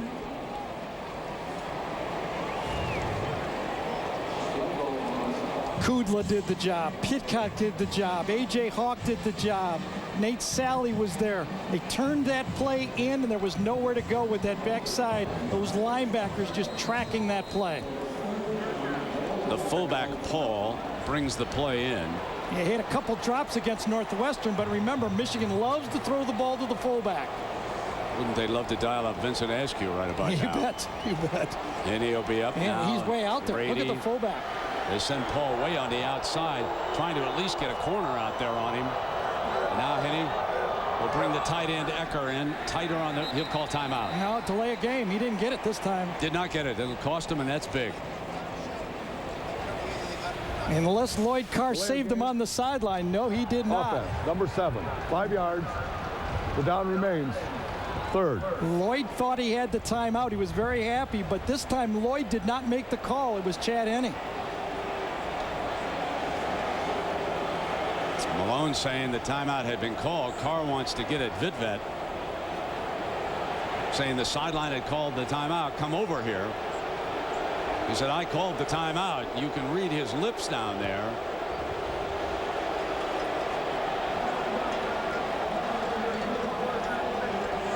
He wants to talk to the referee. He wants to talk to the chairman of the board, and I think that Whitvet is too smart for that. Just shaking his head, saying, I don't think so. I happened to be looking at Lloyd. I did not see the timeout. I saw the flag go right at 0. Terry Malone is down there working, and you can see it. He said, I didn't see anything. No one saw you, coach. Here's your 3rd and goal. Avant out to the right. Bruston is the slot. Ecker, the tight end's on the left side. Manningham, the freshman, is there too. Henne over the top, incomplete for Ecker. And A.J. Hawk was bulldogging him to the back of the end zone. Yep, nowhere really to throw that ball except for high. Either Ecker was going to get it or nobody. A.J. Hawk with that 4.45 speed was there. Michigan lineman's on the field. I think it's Stenovich. Stenovich is injured. He is down. So you see A.J. gets beat inside, but watch him. Determined, a great throw would have had this. A great throw right at the back of the helmet of A.J. Hawk would have been a touchdown, but the ball was thrown high. That's one of those that Chad Henne with a great throw could have got the points. Riley put a helmet on over here on the sideline. It'll be a field goal time anyway, so they'll have time to see if they can get Stenovich back on the field on the next series. And of course, if he's on this field goal unit, they got to make sure an extra offensive lineman is out there. So let's make sure that the Wolverines have 11 here. I counted 11, Gary. I don't know if it's you clean. did too. It's clean. Yep. This is a 27-yarder, and it's big for Rivas. Gutierrez is the holder.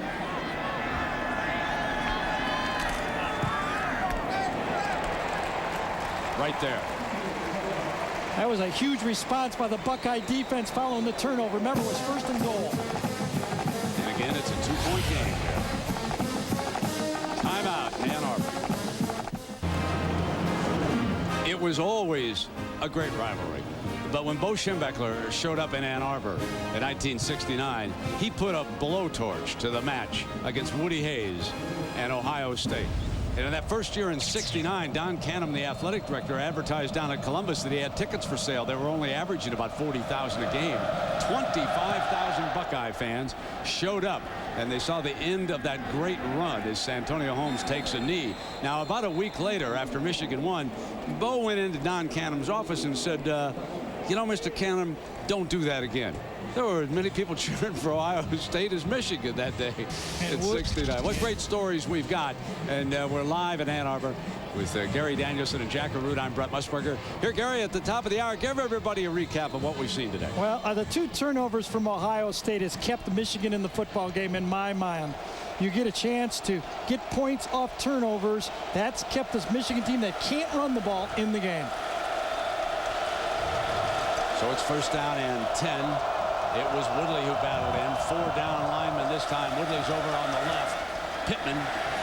And Pittman for about 3 yards. And, of course, the standings tell you the story. Both of these teams still in the dogfight for at least part of the conference crown. Michigan can get a share of it. And Penn State, depending on what happens later on ESPN now. Remember, over on ESPN, they play Michigan State.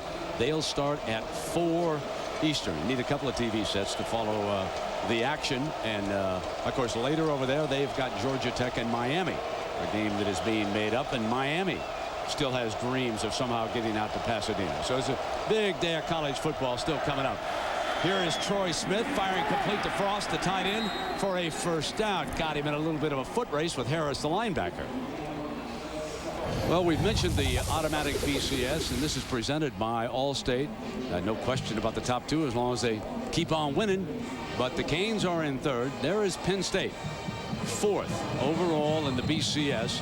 And should Miami or anybody in the top 2 tumble, they would like to jump in. Virginia Tech, of course, remember, number 4, that's an automatic BCS bid. If Virginia Tech, which probably will not get to the ACC championship game, they would like to get an at-large. Incomplete. Holmes, the intended receiver, and Mason had jumped him on that pass. Yeah, and that's what's happening right now.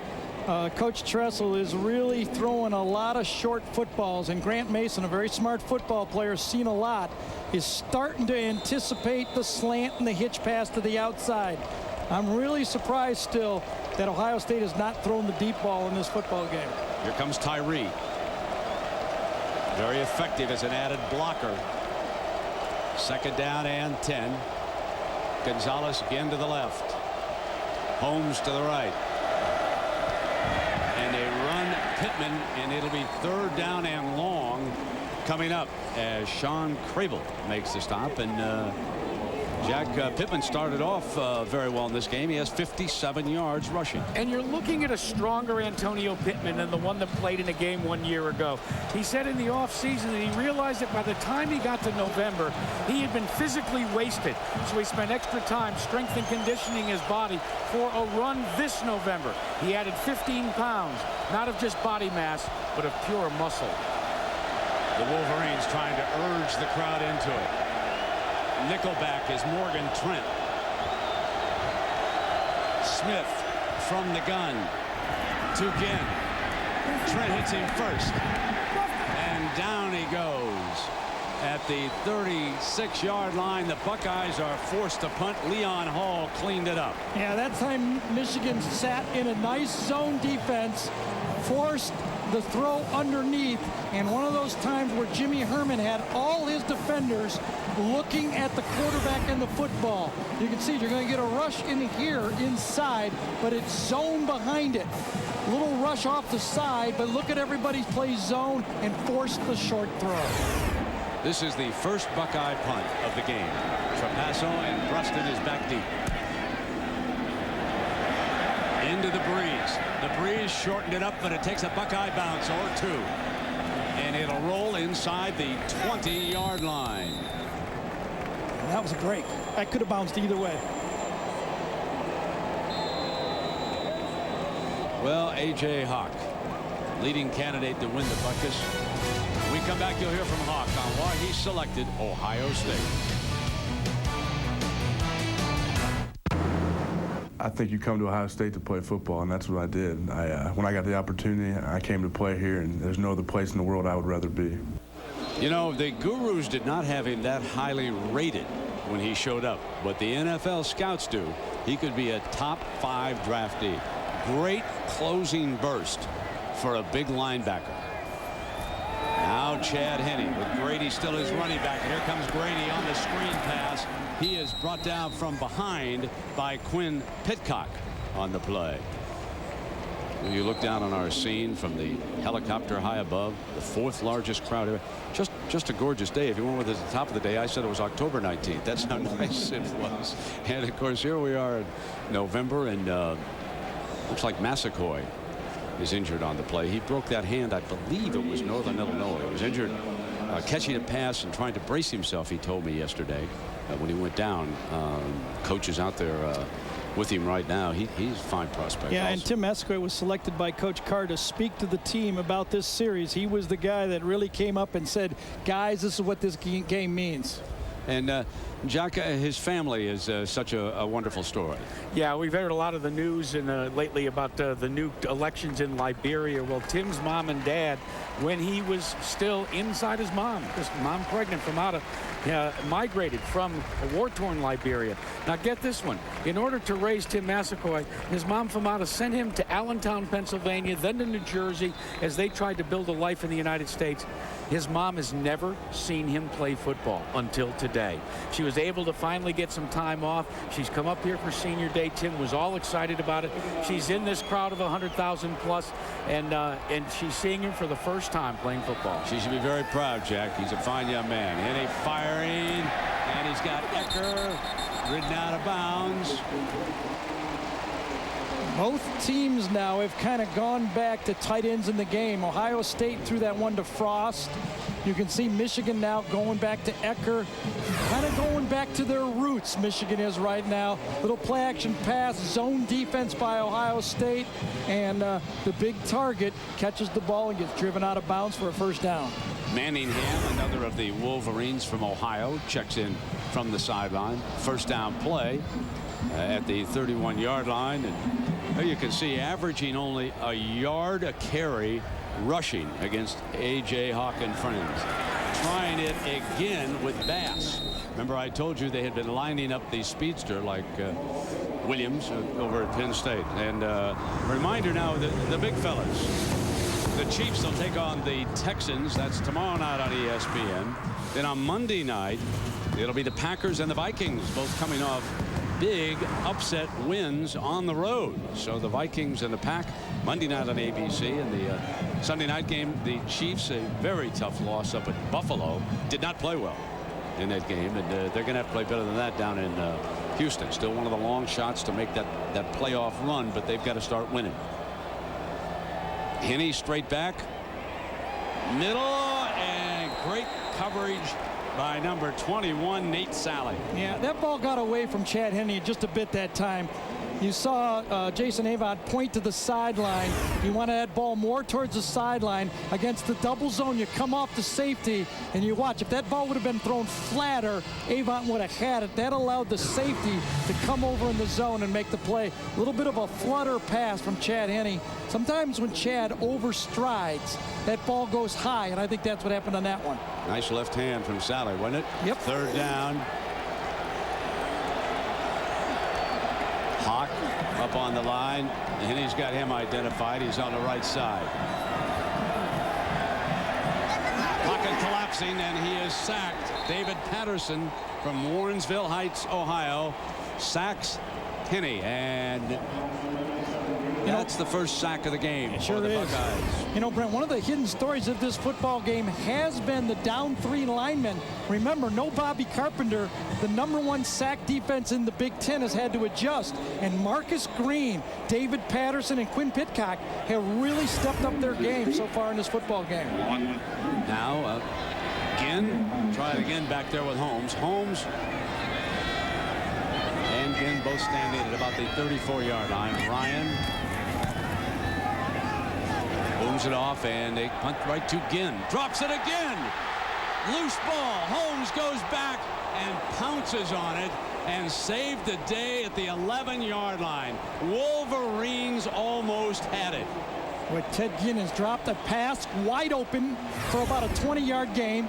And now he dropped his second punt. You can see he took his eye completely off it, trying to make the fake before he caught it. And Santonio Holmes, that's why, Brent, and you know I've been saying it all year, I love the two guys back there. Santonio Holmes, the headiest player for Ohio State's offense, stayed with it and made the recovery. May have been the biggest play of the day for Ohio State when number 4 gets back on it, because Brandon Harrison, a very, very fast safety. In fact, he ran third to Ginn in a feature race during high school days, was closing in and almost wrapped it up. Now Pittman, and the big fella was closing down the hole, number 78, Gabe Watson. And Ohio State, Michigan on ABC is brought to you by Dodge. You can take life as it comes, or you can grab life by the horns. Dr. Pepper in your local Dr. Pepper bottler. Dr. Pepper, one taste and you get it. And Citi Simplicity credit card. Citi, live richly. And I got to give it to Jim Tressel. Ted Ginn has had a rough game in this football game, but he's not giving up on him. Keeps putting him back out there, lining up and saying, Ted, you got to make a play for us. You have struggled so far. Branch is moved to the inside by the Wolverines. Burgess is coming from a stand-up linebacker spot. They throw Pittman the screen, and Branch tracks it down at the 18-yard line. And so, let me check that. Grant Mason was there on that play, and he helped bring him down along with Biggs was in there too. So here's your Buckeye possession chart, Gary. Well, it started off fast for them, touchdown, field goal, and then you can see it. It has been turnovers that really has sprinkled in there and slowed this Buckeye team down. And remember, the 2 punts could have been disaster. Woodley will get down on the right side of the 3-down lineman. Crable standing up against the 3rd down, out of the gun, Ginn incomplete, and the Buckeyes are forced to punt. Really, Engelman was the defender on Ginn. Really looks like the Michigan defense has found their kind of hang their hat defense. They're dropping in the zone. They're keeping everybody on eyes on Troy Smith, and they're forcing throws short. I think Ohio State has to go downfield. The middle of the field against this zone is open. Time permitting now, stay tuned for the Thrifty postgame report. John and the gang will have it. They'll set the table for Penn State, Michigan State. Not a good punt. Michigan needs to stay away from it. They'll have field position. All right, Gary, here's our Dodge defensive playbook.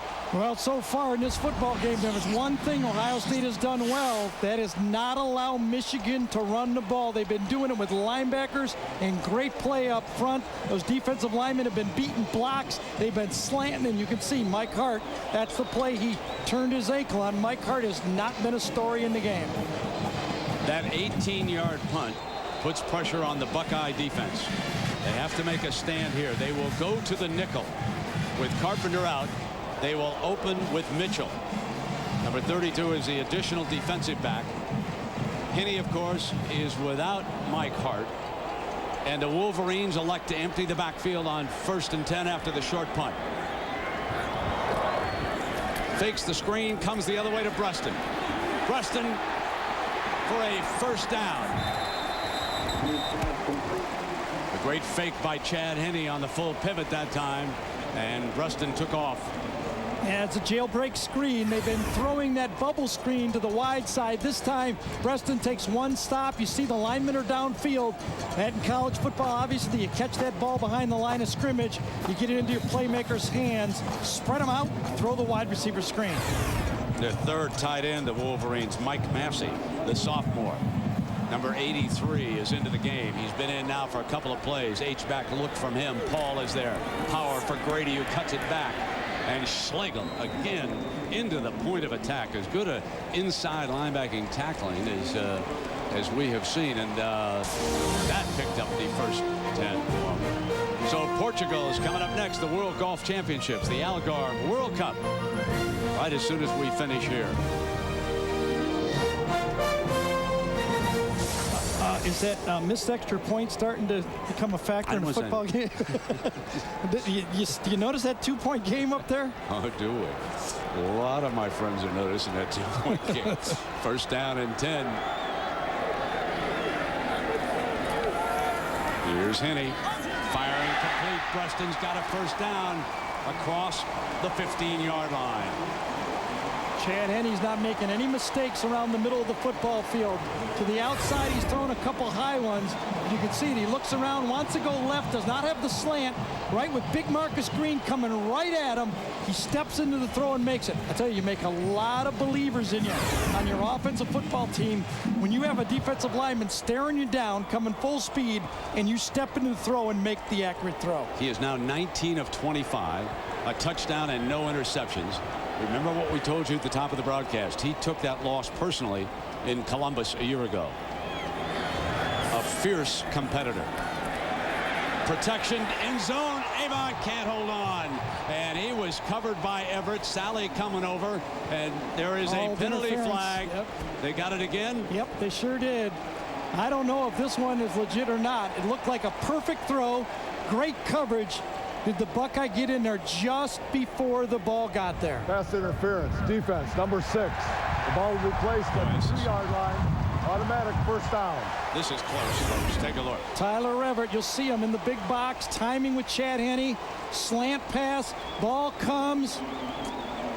Boy. Maybe the right arm came crashing across. Maybe, or maybe the left arm. I'm not sure which one on that one. Yeah. That was really, really close. It was bang, bang, wasn't it, folks? Really was. Now, Henne needs it sent in quicker.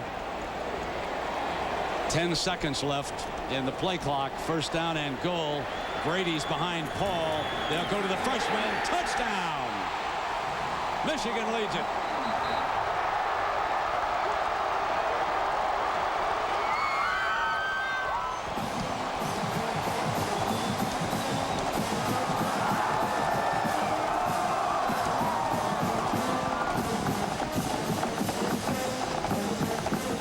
And they will go for 2.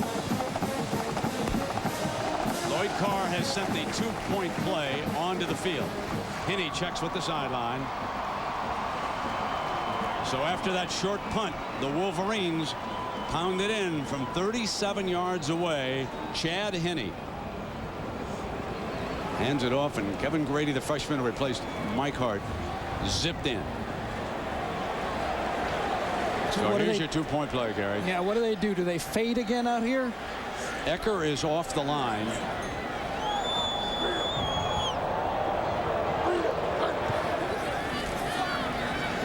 He's going to take off. Can he get there? Yes. He broke the tackle from Marcus Green near the goal line and carried it across. Watch the touchdown. This is the design play. Michigan will break the huddle late and force the Buckeyes to adjust late, and then they'll quick snap it. They practice this every day. They run up to the line of scrimmage. Look at the Buckeyes. Everyone's moving. They quick snap it, and they get a design play. That's one of those plays that I said the coaching staff can make it. And now, Brent, you said it was Marcus Green coming off. You wonder, might that have been Bobby Carpenter if he was in the football game on the adjustment forced because of the injury?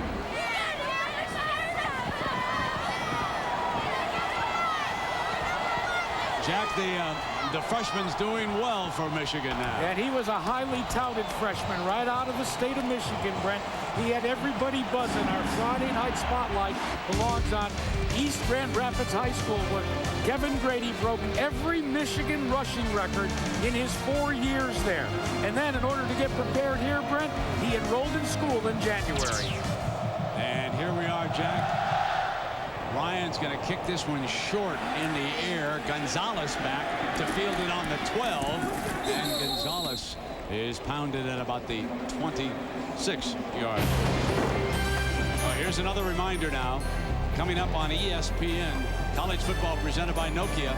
Penn State goes for the automatic BCS bid, but they must beat Michigan State. The Spartans want to become bowl eligible. They want to stop Michael Robinson, send their seniors out on a win at home. Penn State, Michigan State, 4 Eastern. And remember again, that's over on ESPN after we finish here. First down and 10.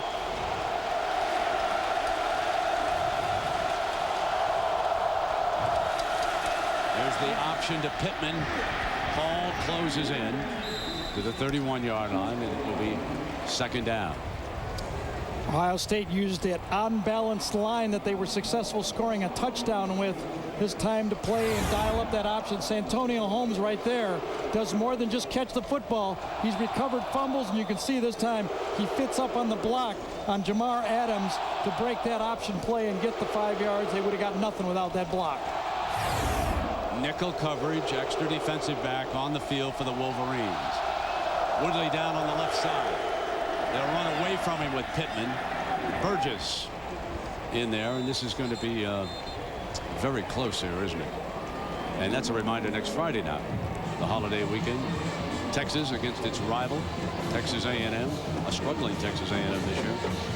And Nebraska, Colorado, We're going to find out who's going to represent the North against probably Texas in the Big 12 championship game. So with a 1st and 10, Buckeyes bring it out to the 37-yard line. Final seconds ticking away here on the 3rd quarter.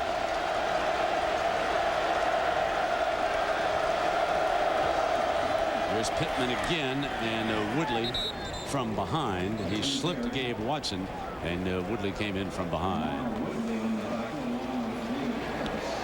So the Wolverines take a 6-point lead. First is the freshman for 6. Then it's the sophomore for the 2-point conversion. 18-12. Come on back. The 4th quarter is going to be a dandy. You're watching college football on ABC Sports, home of the Bowl Championship Series. As we start the 4th quarter, the Buckeye touchdown came after their first possession, missed the extra point, 2 field goals. Michigan scored, but they put up 11 points here in the 3rd quarter. 2nd and 6. Troy Smith on a quarterback draw, trying to pick up the first down, and very close to it.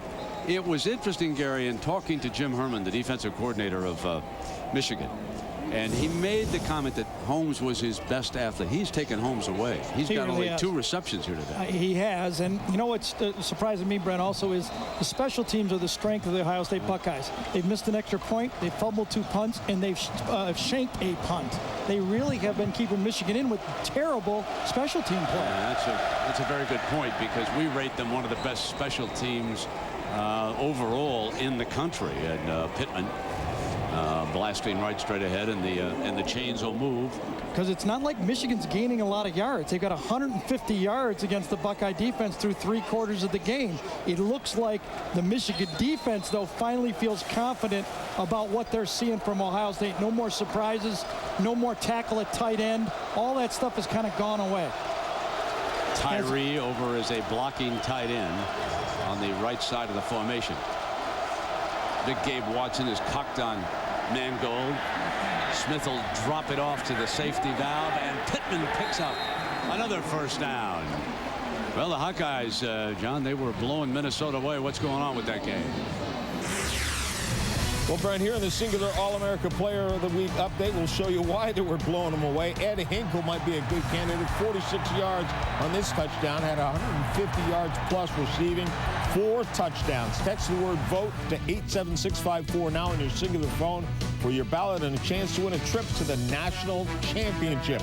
Brent, back to you. All right, John. So the Hawkeyes put a 52 up on Minnesota on 1st down and 10. Pittman into the middle, and so Gabe Watson's right down the middle of it someplace. Let's meet the very charming young nose guard. My favorite pregame meal is everything, because I love to eat. One thing I would miss most about Michigan is the close games. But those practices, I won't miss them at all. One thing most people don't know about me is that I'm a warm, cuddly guy. Warm and cuddly, unless trying to block the big fella. He's going to take a break right now on 2nd down. Get himself ready to go. Branch will move down in on the inside. There'll be 3 down. Crable will stand up in that gap. 2nd down and long. Smith, and incomplete through low. Yeah, Sean Crable that time inside, but outside linebacker, it's kind of stunting all over. Talked to Jim Herman about him, and he says he gives me a lot of flexibility in the defense, whether he lines up at linebacker, defensive end. He rushes well. Tall football player, and you can see on this one trying to throw over the middle. Crable comes right up. When you throw short, that's when you get the balls knocked down by the line of scrimmage players. Where is Ted Ginn? Off to the right side of this formation. Yep. There's your 3rd down. Smith going to drop it off to Pittman, trying to get the first down, and they wouldn't give it to him. Grant Mason, the corner from Pontiac, slammed him out of bounds. Same situation Lloyd Carr had in the 1st quarter. Ball on the 28-29 yard line. Lloyd Carr elected to go for it with the slant pass. Jim Trussell says, I got a pretty good kicker here. I would like to get this thing back down to 18-15. Get it back to within a field goal if he can make this. This is a 46-yarder. He's already made a 47-yarder in the first half. So Houston off to the right. Will it come back across? It will not. Left it off to the right. And the margin stays at 6. That is a big escape for Lloyd Carr and the Wolverines. Timeout. 12:02 remaining, and the Wolverines lead it by 6. Buckeyes just missed a field goal. Chad Henne with Grady as running back. He drops it off to him, and Schlegel throws the young man backwards. So our Pacific Life game summary, and we can take a look. Troy Smith from 4 yards, and it was 6-0 after the missed extra point. Chad Henne, very accurate today, 20 of 25. Then it was the freshman dashing in for that touchdown. The 2-point conversion, Henne scrambling in for it, and it's 18-12. We come down now to 11.5 minutes. Here's second down and long for the Wolverines.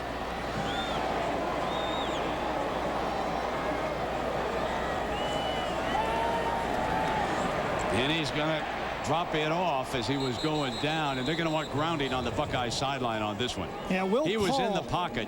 Right. Will Paul was in the area, and sometimes was he in the grasp or not? It looks like Hennige's down there, doesn't it? Or is it Matt Lenz? Matt Lenz, 67, looks like he took a topple on the play. Definite coverage by the Buckeyes, but Will Paul was in the general area. Was he in the grasp would be what the Buckeyes are saying. Let's check in with Jack. Well, you know, guys, we talk about the fact that Chad Henne took this loss a year ago at the Horseshoe personally. He also has had his ups and his downs, especially with fans and media this year. Just a couple of weeks ago, Lloyd Carr got together and in his weekly press conference back in the middle of October had that to say. And I thought that the interesting thing, Gary, is the fact that I've heard him say this quote before. I don't know about people not knowing a quarterback from a first baseman, but having to come to the rescue and defense of quarterbacks here at Michigan. Yeah. Kind of goes with the job here, I think, doesn't it? Whether it's Brady or Greasy or John Navarre or Elvis Gerback, you all take your pressure around here when you play. There you see Chad Henne. Hard to have a bad pass chart, except nothing deep in this football game. Neither side has had the big play in the passing game. Reston's off to the left. Manningham goes through the formation for the Wolverines. Henne on a beautifully designed play, hands it off, and that was Bradley who had checked in. Now he's a 5'6" senior and rarely sees daylight, so a bit of a surprise, and the Buckeyes did not expect to see him bringing the ball. It was read so quickly on that play. 3rd and long. I think it was Schlegel again, Brent. I'm not exactly sure. One of those guys flashing it. They all look the same, whether it's Hawk or Carpenter sometimes. Obviously not in this game, but Schlegel, they really read it quick and attack the ball.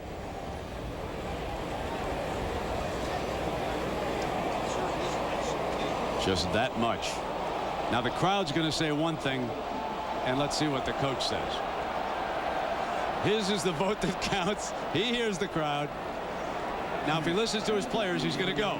Henne's in his face. He says, I can get it. I can get it now. Chad Henne fumbled a quarterback sneak against Notre Dame when they had an opportunity to win that football game. That has to be in Lloyd's mind. And when you have a quarterback in your face like that, you have to decide what you want to do. Might it be one of those delays? You agree with this decision?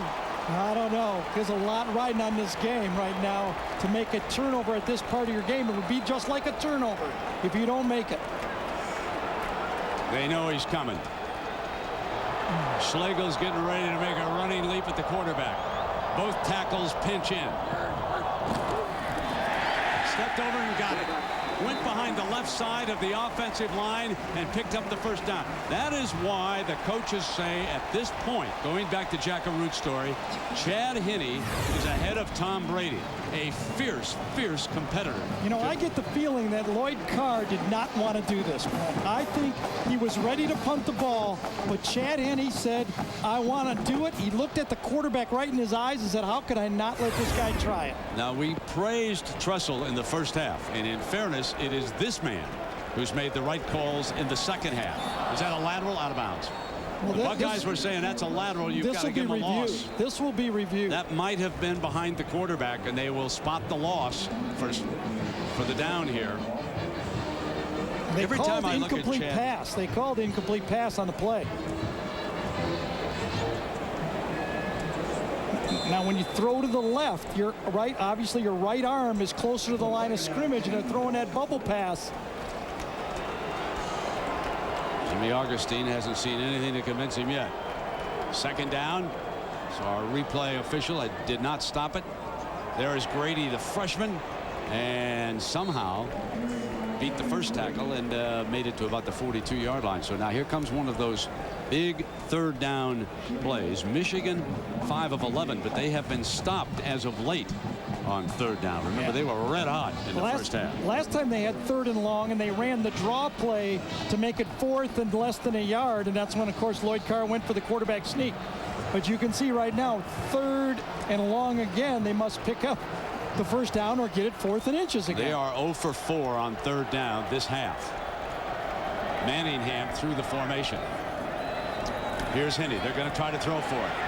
High, sailed on him, and Preston can't get the handle. 4th down, and there's a penalty flag. There is a penalty flag,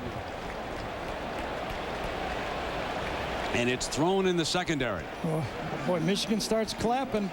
You wonder if that's holding, that's automatic first down. Holding. Defense, number 51. 10-yard penalty from the previous spot. Automatic first down. It was a Schlegel over the middle on the tight end that time. Anthony's done such a great job in coverage, dropping deep at that time. Did not want to let that tight end have an easy target, and back-to-back 3rd and longs have been converted by Michigan, one by a 3rd and 4th down play, and this time by penalty. That is the 3rd first down of this game by a Buckeye penalty to keep the Wolverines marching. And now they are in Ohio State territory.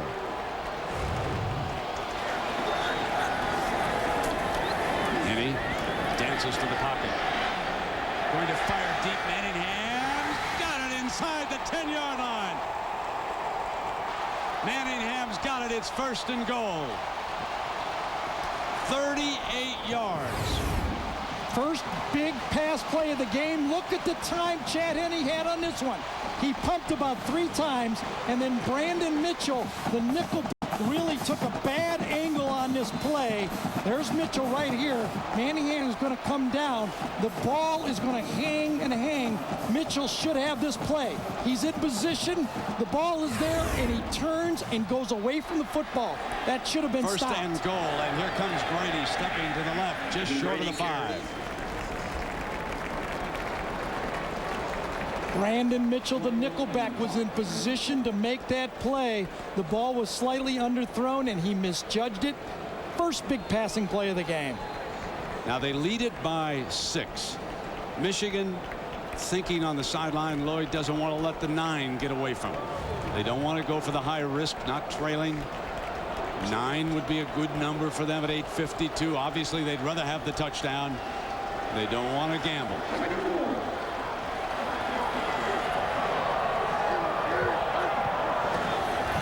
Is going to throw under pressure, throws it away, incomplete. Yeah, dropping to the near sideline, but Kudla was over there. He sure was. Kudla just closed that play, defended well by Ohio State. There was a mix-up by the Buckeyes in their substitution pattern. Laurinaitis had to stay on the football field, but he ended up being in the right spot. Sometimes it's just fortunate. At this point, you'd be tempted to give Revis the angle at 8.5 minutes. And what a big miss that was by the Buckeyes just a short time ago. That would put a whole different emphasis on this point.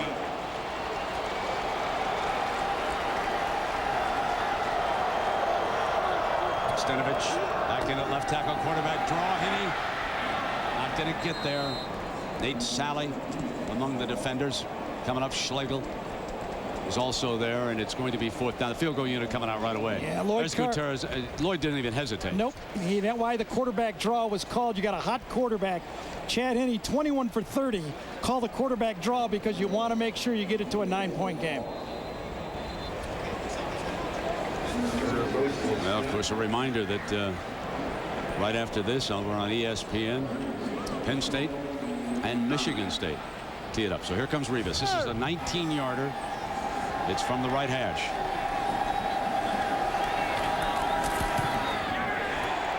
And he slaps it through. That's a 9-point advantage here.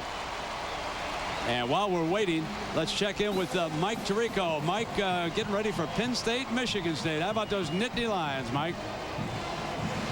Yeah, Brent, just 65 miles away from you guys at the Big House here in East Lansing. Just a few minutes ago, Joe Paterno taking the field and greeting John L. Smith as Michigan State and Penn State are ready to battle. Of course, Joe's won 2 national titles, but only 1 conference title. Trying to win the outright conference championship if the score in Ann Arbor holds up.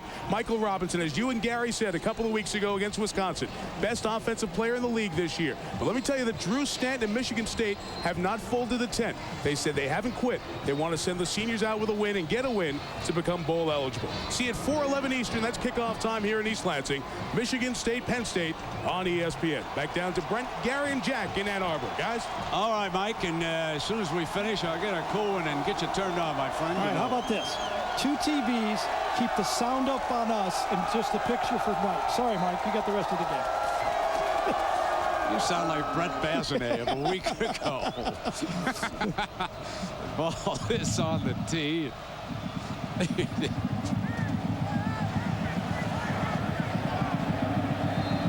Well, it's almost do or die time now for Ohio State. They must think they have to score every time they start a series. They have to say, we got to score. Looking for that big play, and they're going to pooch it. They're not going to let Ginn have a shot. They're going to give Gonzalez a chance to the 32-yard line. Landon makes the stop. Now, the biggest surprise of this game is the way Ohio State backed up on special teams. Frankly, folks, this is shocking. Missing an extra point. Bobbling punts. Ginn had another nightmare. Holmes saved the day on that one. Then sliding a field goal attempt to the right. This is not what we expected. No, that's the advantage that Jim Tressel always plays with. Remember, there's a shanked punt in there also in this football game.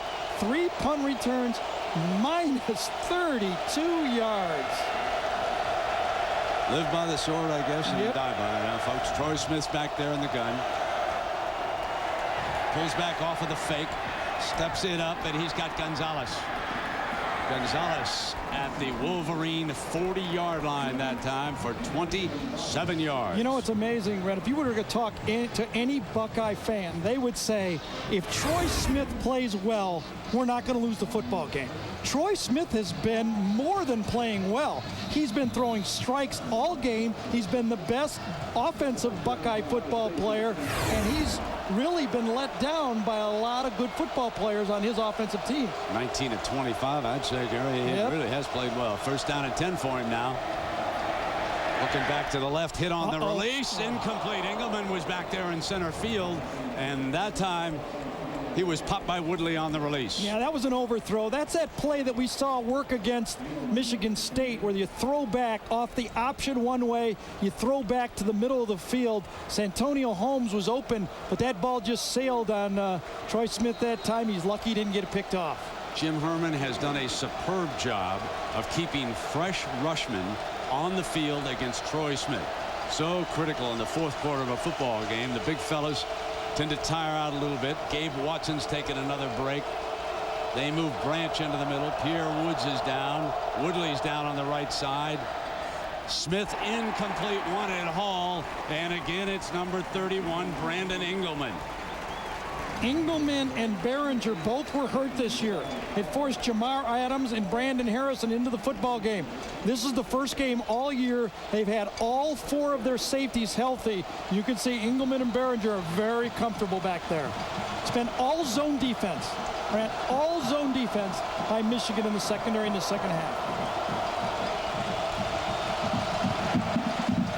Santonio Holmes has been bottled. He goes out to the right of the formation. Mason will take him there on 3rd down and 10. Smith. He'll take off. Can he get the first down? Battled ahead. Wow, that picked it up with that cutback. second burst, and Crable over there, but that's a 14-yard run for number 10. Keeps the drive alive on 3rd down. Would not have made it had he not cut back to the field. And it looked to me like Troy Smith was not running freely. Like he could not really sprint full speed. Watch this. Doesn't have the burst we've seen before. Now watch him cut back. Just gets inside. Looked like he was going to go out, and Lamar Woodley kind of threw out that chicken wing that time, and that allowed Troy Smith to get the first down. 14 yards on 3rd and 10. Trailing it by 9. Ginn is off to his right. Crable standing up. Middle. Holmes has got a touchdown, Buckeyes. They're going to call a celebration dive. Now, how does the official know that Santonio Holmes didn't think he needed to do that to score? You know I don't like that. I think that's one that they should get together and talk about and say, come on, this is a pretty big game. It's not coming off the board, I'll tell you that. And of course, Lloyd Carr's going to take it on the kickoff. No question. Unsportsmanlike conduct after the touchdown, number 7 on the offense. The touchdown is good. The 15-yard penalty will be enforced on the kickoff. And remember, Josh Houston can put that ball into the end zone. That's going to give Michigan field position. Yeah, from the normal kickoff spot, no question about it. And now it appears as though Breston or another Wolverine may get a piece of it. Houston's missed one extra point, but not that one. That was nailed right in the middle, wasn't it? Here's that option play again, back to Holmes. He's running the same play that was overthrown before. This time a perfect throw, splits the defenders, and you can see it, Behringer closing on him right there. I think you got to err in favor of the player thinking he had to score. Engelman just can't turn his hips quickly enough at that safety spot. And Holmes dives in for the touchdown, 21-19. So a big kickoff. Welcome back to the BCS Spotlight game presented by ADT. We're sitting on a 2. What I was saying before I was so rudely interrupted by those who pay our bills, my fault, my turnover, is that I've always thought the people who dive into the end zone risk an injury. I can't remember who I was covering once. Somebody dove into the end zone like that, injured an elbow, and missed a few games. And that you just have to teach them not to go in. But there definitely was a safety coming over. Now, from the 20, this is returnable. They keep it out of Bruston's hands. They put it in the big fullback's hands. Rumble fumble. Ball is loose. Let's let them sort it out. The Buckeyes think they've got it, and the signal is the Wolverines recovered. The first official hand that I saw down there. And Steve Breston up to save the day. Oh my, what a save for number 15. Will Paul is the guy who gets the football. He doesn't have the football a lot in this Michigan offense. Starts to break through, but you can see it. It's on the way, on the ground, and Breston comes right back to him, bounces to him. But look at the difference in field position. 28-yard difference because it's been on the 20, and now it's on the 48-yard line. It's like 3 first downs. Ball at the 48-yard line. Massey is the H-back. Ecker, the tight end, on the right side of the formation. Remember, Massaquoi was shaken up. Avant comes through the formation. Play fake by Henne. Sprints hard, drops, and it's dropped by Massey. The H-back, the injury to Massaquoi hurt him right there. And college football on ABC, brought to you by General Motors. IBM, business consulting of a different order. And Pacific Life for insurance, annuities, and investments. Choose Pacific Life, the power to help you succeed. Folks, some big money moments unfolding here at 6:25. Even if Penn State wins, Ohio State needs to come from behind to pull this out to have a chance for a BCS at large. And there's no team in college football that's used to playing with the score tight than Ohio State. They are used to these tight football games. And this year, Michigan. Here comes Henne firing. Put it into Bruston's hands again, and Bruston dashes for another first down. He has made, folks, 2 huge plays here in the last 30 seconds, and we check in with John Saunders. A little Iron Bowl action. Auburn facing Alabama. Brandon Cox, 7 yards to Ben Abumanu. 7-0. Auburn has the lead. Meanwhile, Texas Tech mount a final second drive against Oklahoma. Torian Henderson from 2 yards out. They had a 4th down completion on this one as well as Texas Tech knocks off Oklahoma 23-21. Brent. All right, John, and here it is, a first down for Henne. Toss play to the freshman. Brady can't get back to the line of scrimmage. And just to follow up on that, Michigan, they've had 2 overtime games. Their losses to Notre Dame by 7, at Wisconsin by 3, and here at Minnesota by a field goal. The Gophers on a big run by a running back named Russell when they were just trying to run the clock out, and that set up the winning field goal. They did jump all over Northwestern 33-17 and 41-14 over Indiana. So this team has been in some tight games, and they're in another one here. 2nd down and 11.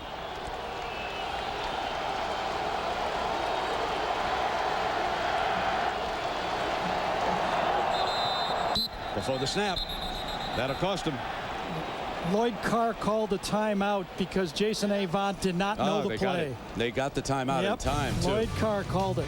So he saved them with 5:12 to go. We'll take a break. I love close games. Close games. I love giving the fans heart attacks, you know. I just love that, you know. When things go down to the wire and we're on the upper end of it, that's like the best part to me. Well, Hudson and the Wolverines giving him another heart attack here, folks. 2nd down and 11 now. Avant to the right side. Manningham's out to the left. Massacoy's still out. He was shaken up. Henne trying to find somebody who's opening to throw this one away and live to fight a 3rd down here. And there is a penalty flag. Yeah.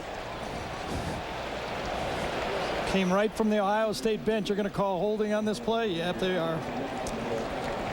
Well, our IBM star watching, Gary, the 2 quarterbacks for you. Well, you know, we've always talked about this game, for all of us that have watched it forever, that the quarterback that plays the best usually determines the outcome of this game. But you can see both quarterbacks are playing the best in this game. It's really been other things that have gone, and both stars have shown up. That's fun to watch when both big guys show up. Interesting decision. The Buckeyes declined the penalty. Yeah, we're at the top of the hour. Yeah, I'm a little surprised, I got to say. It's a 2-point difference right now. 21-19. Michigan. All 3 in a battle now, and here we come. This is a big decision by Tressel. He doesn't think the Wolverines can get a first down. Here comes that flanker screen. Preston dashes across the 35-yard line, and now 4th and short. Did that give them a chance to make the field goal here? Well, it's into the wind. Yeah, remember, Jim Tressel made the decision to go with the wind in the 4th quarter, so now Michigan has to decide whether they should kick a field goal into the wind. Injured Wolverine, and that's Hennege. Leo Hennege, the offensive lineman, is down, and Henne comes over to the sideline.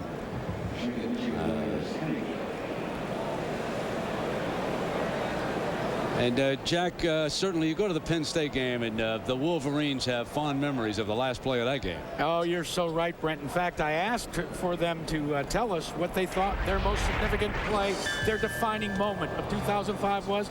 It was this: Chad Henne to Mario Manningham pass in the end zone. You know, Manningham's middle name is Cashmere, but here's the key. Go back before that, about a minute and a half before, Lloyd Carr successfully argued for the addition of 2 seconds.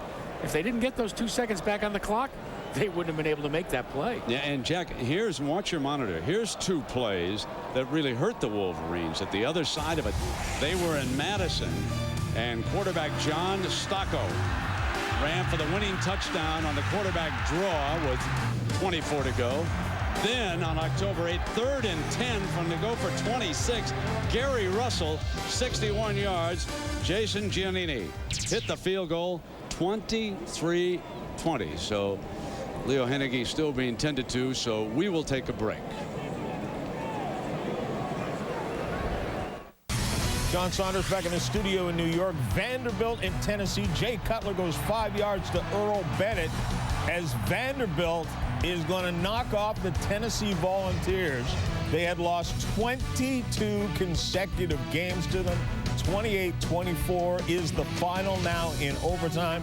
You see Cutler with a terrific day, and what a dismal season for Tennessee, Brent. Yeah, and we're back, and Mitchell warming up over here with the Henneke injury. They're going to bring the cart out. It reminds me, Jack Arute, that a very familiar face is not here helping out on the field. John Falk. He started with this team as one of the trainers back in 1974, and he suffered an injury. I know, Jack, you have been in touch with the Michigan officials and contacted John. Update us on that story as Henneke goes off. Yeah, but first, let's take you back to the Iowa game where the injury occurred.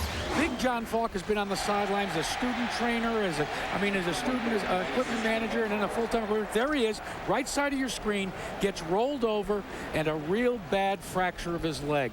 He missed a game, in fact 2 games, the last 2. He showed up at Indiana last week at the home game here. I've talked to him. I talked to him this morning. He was out there in his wheelchair directing traffic, getting everything all set up, and he's sitting now watching it in the new Champion Center that's adjacent to the Big House here. Good shout out to John. Exactly. He's a friend of everybody's, and I see that Rivas is on the field here with a 4th and 4. His career long now is 47 yards. This is going to be longer than that. Watch, though. He does pooch punt from this position. They direct snap it, and he does pooch punt. This, if they were to kick it, it'd be 51. Let's see if he pooches it. The Buckeyes are bouncing back. They saw it.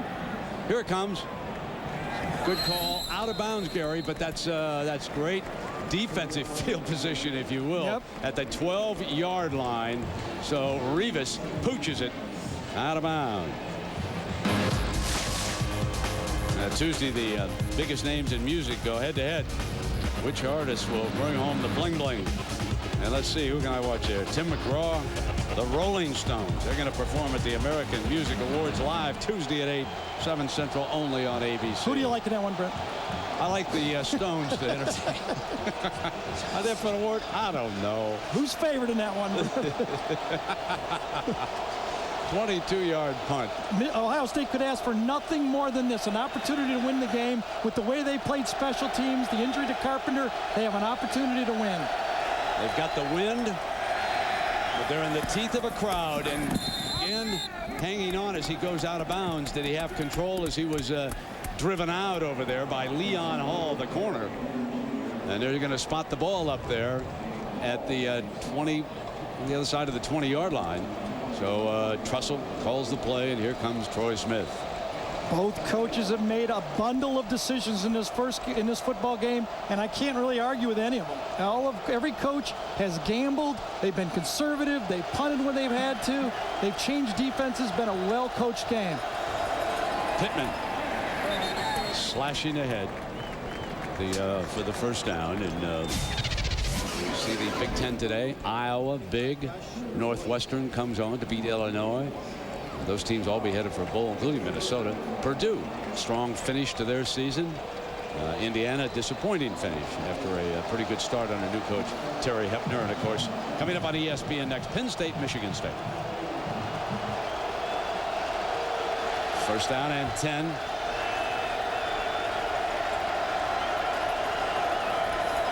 Here's Smith. Great time, incomplete to Gonzalez, the intended receiver. And it will be second down. Great job. 10. Great job by Willis Behringer that time, playing the safety. He saw Gonzalez coming across the middle. He was ready to really lay the leather to him. But when the ball was incomplete, he pulled off the play and didn't get the dumb penalty at this time of the game. White, the fullback, brings the play in from the sideline. 3:17 to go. The Buckeyes with a pair of timeouts. And a first down stops the clock. Second down, need 10. Smith tries to spin away, does, fires, got it. Into Ted Ginn's hands. What an escape by number 10 on the full spin. That's what I talked about. He's kind of like a YMCA baller, really. He just is a competitor. He takes what's there. He's been accurate all day. He's made the great decisions, but this time he spins to the inside, avoids the potential sack from Pierre Woods, and delivers it to Ginn. And how about Jim Tressel sticking with Ted Ginn? Made a lot of mistakes, but he's been patient with him, and Ginn has come up with 2 catches on this drive. Here's Smith. Steps up. Ginn's got it. One-handed catch. Hauls the defensive back on that, but number 7 pulled that one in with one hand. Maybe he should feel punch with one hand.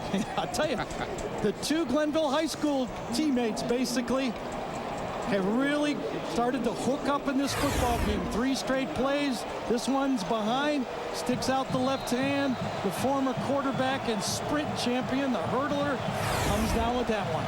Clock continues to run. Didn't get out of bounds. Inside of 2:40 and taking their time in the huddle right now on 2nd down. And it gets to the point now where it's 4 down territory for Ohio State no matter what happens. Holmes falling out of bounds with a 1st down at the 47-yard line. Time permitting, the Thrifty Car Rental post-game report. John, Craig, and Aaron, they'll have highlights and analysis of all the games. What a wonderful Big Ten season this has been. Yes, it has come down to the Big 3, but been some great moments for a lot of teams. Northwestern's run behind Brett Bazinet was exciting. The Badgers, Barry Alvarez's last year. Iowa up and down. Minnesota going to a bowl game. And of course, 78 years old, can win a share of the title at least and go to the BCS Bowl. Got Holmes. Couldn't split him. Hanging on's Mason. And close again to another 1st down. They're just moving right down the field. Yeah, the Michigan zone defense now is giving those underneath throws, and Troy Smith, Jim Tressel, and the Ohio State Buckeyes are taking those underneath throws. They're giving up yardage and taking time off the clock. There's Houston. You know what he has to do? He's missed an extra point, a field goal, and he's got to get down to the 30-yard line to get his career long. Missed his last field goal attempt. Under center. He's going to take off. And he is tackled by the safety Engelman. If you're Ohio State, if you're going to kick a field goal or you're going to score, you got to understand Chan Henne, and we showed you against Penn State, is used to bringing his team back without much time. So if you're Jim Tressel, you're saying, I'd like to work the clock. I want to make 1st downs, but I'd like to cook this thing with about 6 seconds on the clock.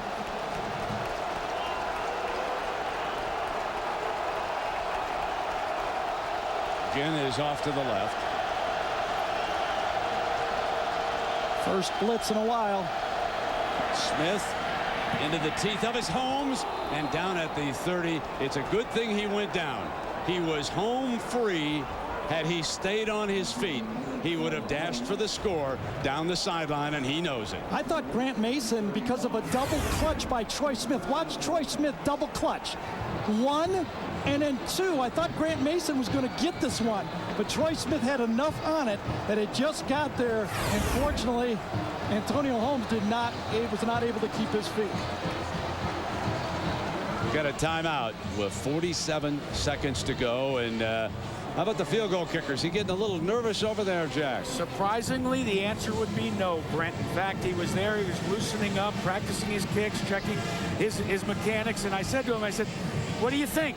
He looked at me square in the eye and he says, Jack, I've dreamed about this since I was a little kid. He said, in fact, this year I've dreamed about it. He says, I've made these winning field goals in a Michigan-Ohio State game in my mind, oh, so many times. Now you wonder, a good friend of ours, Jack, Vlada Janikowski, watching back in Columbus and hoping that they can get him set up. And, of course, a year ago, they were relying on Nugent. Now, Houston, as we showed you, his career long is 47 yards, and he duplicated that today. He also had a 25-yarder, missed a 46-yarder, and an extra point. So he's over there, and all would be forgotten by Buckeye Nation if he could nail the winning field goal for Tressel, who's pacing that sideline. He'll have 1 timeout left, and he'd like to bring this clock all the way down and kick it with nothing left if he could. I think he'd like to have at least 10 more yards, too, in this football game. 8-9 yards in this football game. 47-yarders are not everyday occurrences. Branch is in the middle. 1st down and 10. The offensive line has done a great job. Smith dances away from trouble. On the run, caught by Gonzalez inside the 5-yard line. Gonzalez may have made the biggest catch of the year for the Buckeyes. 26 yards, and Anthony Gonzalez does it. After Houdini got out of the pocket, he looked downfield. Gonzalez went deep on Grant Mason, and you could see it. Caught the ball down there. Ohio State only has one timeout, so Michigan takes the timeout here as they get it. Watch Houdini. Watch Houdini right here. The pocket collapses on him. He bounces inside. He wants to run. It gets collapsed with David Harris, number 45, so he bounces back outside, and the worst fear of the Michigan Wolverines, a scrambling quarterback makes the play and delivers a perfect throw. Watch Gonzalez to the outside. He breaks his route. It was just a quick out, but then he sees quarterback Troy Smith get out of the pocket. He goes deep exactly the way you're taught. When you're the near side receiver to a scrambling quarterback, you go long, and that's exactly what he did. A well-coached and a well-thrown ball, and look at Gonzalez. He comes up with it. I told you, Brent, he's one of the most underrated players on this team. Now it's interesting what Tressell's going to do with the 37 seconds. He has a timeout. He would like to get this down and kick it as time runs out, so as to prevent any chance of Bruston and Henne getting any kind of an opportunity against him. Now the Wolverines have one timeout, so certainly they can use it too. Lloyd is up looking at the clock. He's a long shot here right now, and he knows it.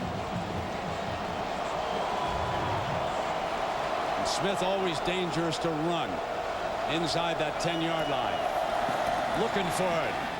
Slashes to the 3-yard line. Pittman was on the outside, and now second down and goal, and Michigan may have stopped it here with 29 seconds to go. I think Jim Tressel was counting on Jim Tressel was counting on Lloyd Carr to take the timeout. That's why he ran it to the right. He figured Michigan would take a timeout so he could run the ball in the next down, run it down to nothing, and then kick the field goal with 3-4 seconds to go in the game. You always got to be one step ahead. You have to anticipate, and both coaches have done a great job. With a 2-point difference here, you'd be tempted to let him score and try to give yourself a few seconds. Yeah, but unless they take a knee I don't think so, in the middle of the field. I don't think so. If you gave them 7, they had 2-point difference. You gave them 7 points, they'd have to go for 2. And I think if Ohio State was smart, they might not even want to score on this play. Take it down and just take an extra point. That's the point I said. Yeah, just take an extra point. Take a knee. The Wolverines have got to try to preserve some time. They've used their last timeout, and the Buckeyes have one. So I look for this ball to be run to the left. Try to set it right in the middle of the field and take a knee. Or take their last timeout, either way, right? I guess if they're going to give you a touchdown, how could you decline it, though? Let's see what they've decided. It's got to be to the left. Smith is up under center. Here's Pittman. Banging touchdown. But there's 24 seconds up on the clock. The Buckeye sideline explodes. Now with the wind at the back, they need Houston, and they don't need a celebration penalty. That is the one thing they've got to avoid here. Yeah, the other one hurt them badly, and this time they have to go for 2 to try to get it to 27-21, make it a 6-point play.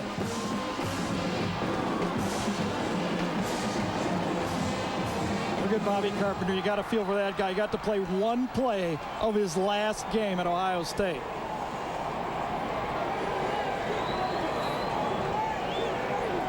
Help me out here. What's the difference between 5 and 6? Well, because if Michigan scores, the extra point would be needed to win the game. So you might block the extra point. You got to go for 2. 4, 5 means different. 2's the play.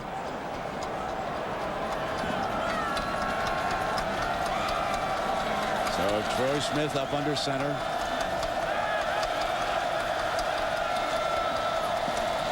Looking for the draw, and now the receiver, and broken up. So Trent was defending Ginn on that, so it stays at 4.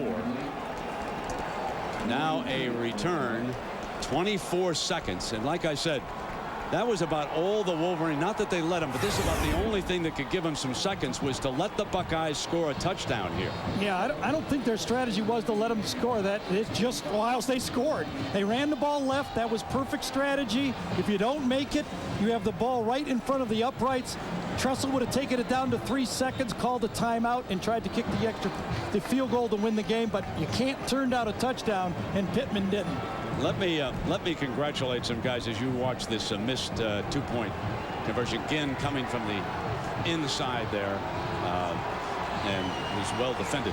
Let me congratulate Doug Daddish, Rob Sims, Nick Mangold, T.J. Downing, and Kirk Barton, and Alex Boone, who played. That front for Troy Smith, that was unbelievable. A 12-play, 88-yard drive in 3:54 with all the money on the line right now. And Houston here will have it kicked off. This is one he wants to ride through this end zone and make Henney do it. He did it, pulled it out against Penn State, remember. This one back, taking a knee, and it'll come out on the 20-yard line. Yeah, Troy Smith had a brilliant drive that time. The offensive line did their job. Troy Smith ran out of trouble 3 different times. Remember the one-handed catch by Ted Ginn. Just everything a quarterback could ask for in that drive, Troy Smith brought it. But now Michigan, with 24 seconds to go, no timeouts. Can they do it? Coach Malone, here comes Henney breaking the huddle. He's got Avant and Bruston and Manningham are his wideouts. Grady will have to look for the pressure. 24 seconds, needing a touchdown. Henney fires middle. Avant first down, stops the clock right there at the 42-yard line. Now they quickly move the chains, and they've got 18 seconds. Reminds me of the 2002 game that ended like this, with Michigan having the ball and driving. They wanted to stop it, and Whitford kills it with 17 seconds remaining. With the college, Gary, it's so different than the NFL. Oh, yeah. They'd have to be working the sideline now. Without timeouts here, the game would be over. You'd have to be throwing home run balls already. Well, our 2 quarterbacks are the Chevrolet players of this game. I mean, you can't say enough about Troy Smith and Chad Henney. And in recognition of their great efforts here today, Chevrolet will make a $1,000 contribution to each university's general scholarship fund. So here we go now. 2nd down and 10. 3 wide for Henney. He's got time. He'll take the sideline. He's got to get out of bounds. Cannot. The clock is running. And the final seconds. Yeah, it's a mental mistake. The Buckeyes are going home with the W. Jim Tressel is 4-1 against Lloyd Carr, who goes across to congratulate him. The Buckeyes led again by Troy Smith and that offensive line, and down we go to Jackaroo. Coach, congratulations. Tell me about that last drive with Troy Smith. You know, Troy is a guy that loves competition, and, you know, he wants to win so badly for this team, and, you know, they believe in him. Now you've got to go and watch a game that's up 68 miles from here. How are you going to catch some of that Penn State game? No, we're just getting in the bus and going home. We're awful proud of our kids. Our coach has done a great job. Proud of Ohio State. You had to ask some players on defense to step up when Bobby went down. How important was the play of your defense? Well, our defense went hard, and this guy went hard. This guy's pretty good. You talk to him. He deserves it. We'll see you later. Wow. Just for the goal. You know, you told me before the game the biggest key you wanted Troy Smith was to become a leader. You think you did it today? I hope so, man. I want to give all the respect and all the, you know, everything to the offensive line. The guys up front, they did it today. Without them, none of this happens. Let's go to that last drive. You got flushed out of the pocket. You made something happen. You also said to me that, you know, I do my reads, but I trust my feet. Yeah. You know, Coach obviously believes in me. You know, when it comes that time, when we need a win, you know, God has blessed me with this talent. You know what I'm saying? And all praises to God. Congratulations. Thanks, baby. Thanks. A great win for Troy Smith. I want to say one thing about Jim Tressel. Gary actually mentioned it to me. Jim Tressel is a fabulous sideline coach. And I think the one thing he brings to a big game is the calmness. And you saw in that interview, doesn't get rattled. This team didn't get rattled. And teams reflect the leadership. And there they are celebrating, and now they'll sit it out. Will they be one of the 2 BCS at-large teams? Or will they win the Big Ten outright? Well, we're going to find out, because Penn State and Michigan State are still coming out. Our final score, 25-21. The Buckeyes pull it out in the fourth quarter. ABC Sports is online at ESPN.com. Search ABC Sports. Stay tuned now for the Thrifty Car Rental postgame report right after this from our ABC stations. And for Gary Danielson and Jack Arute, I'm Brent Musburger. So long, everybody. It was another classic chapter in this great rivalry between Ohio State and Michigan.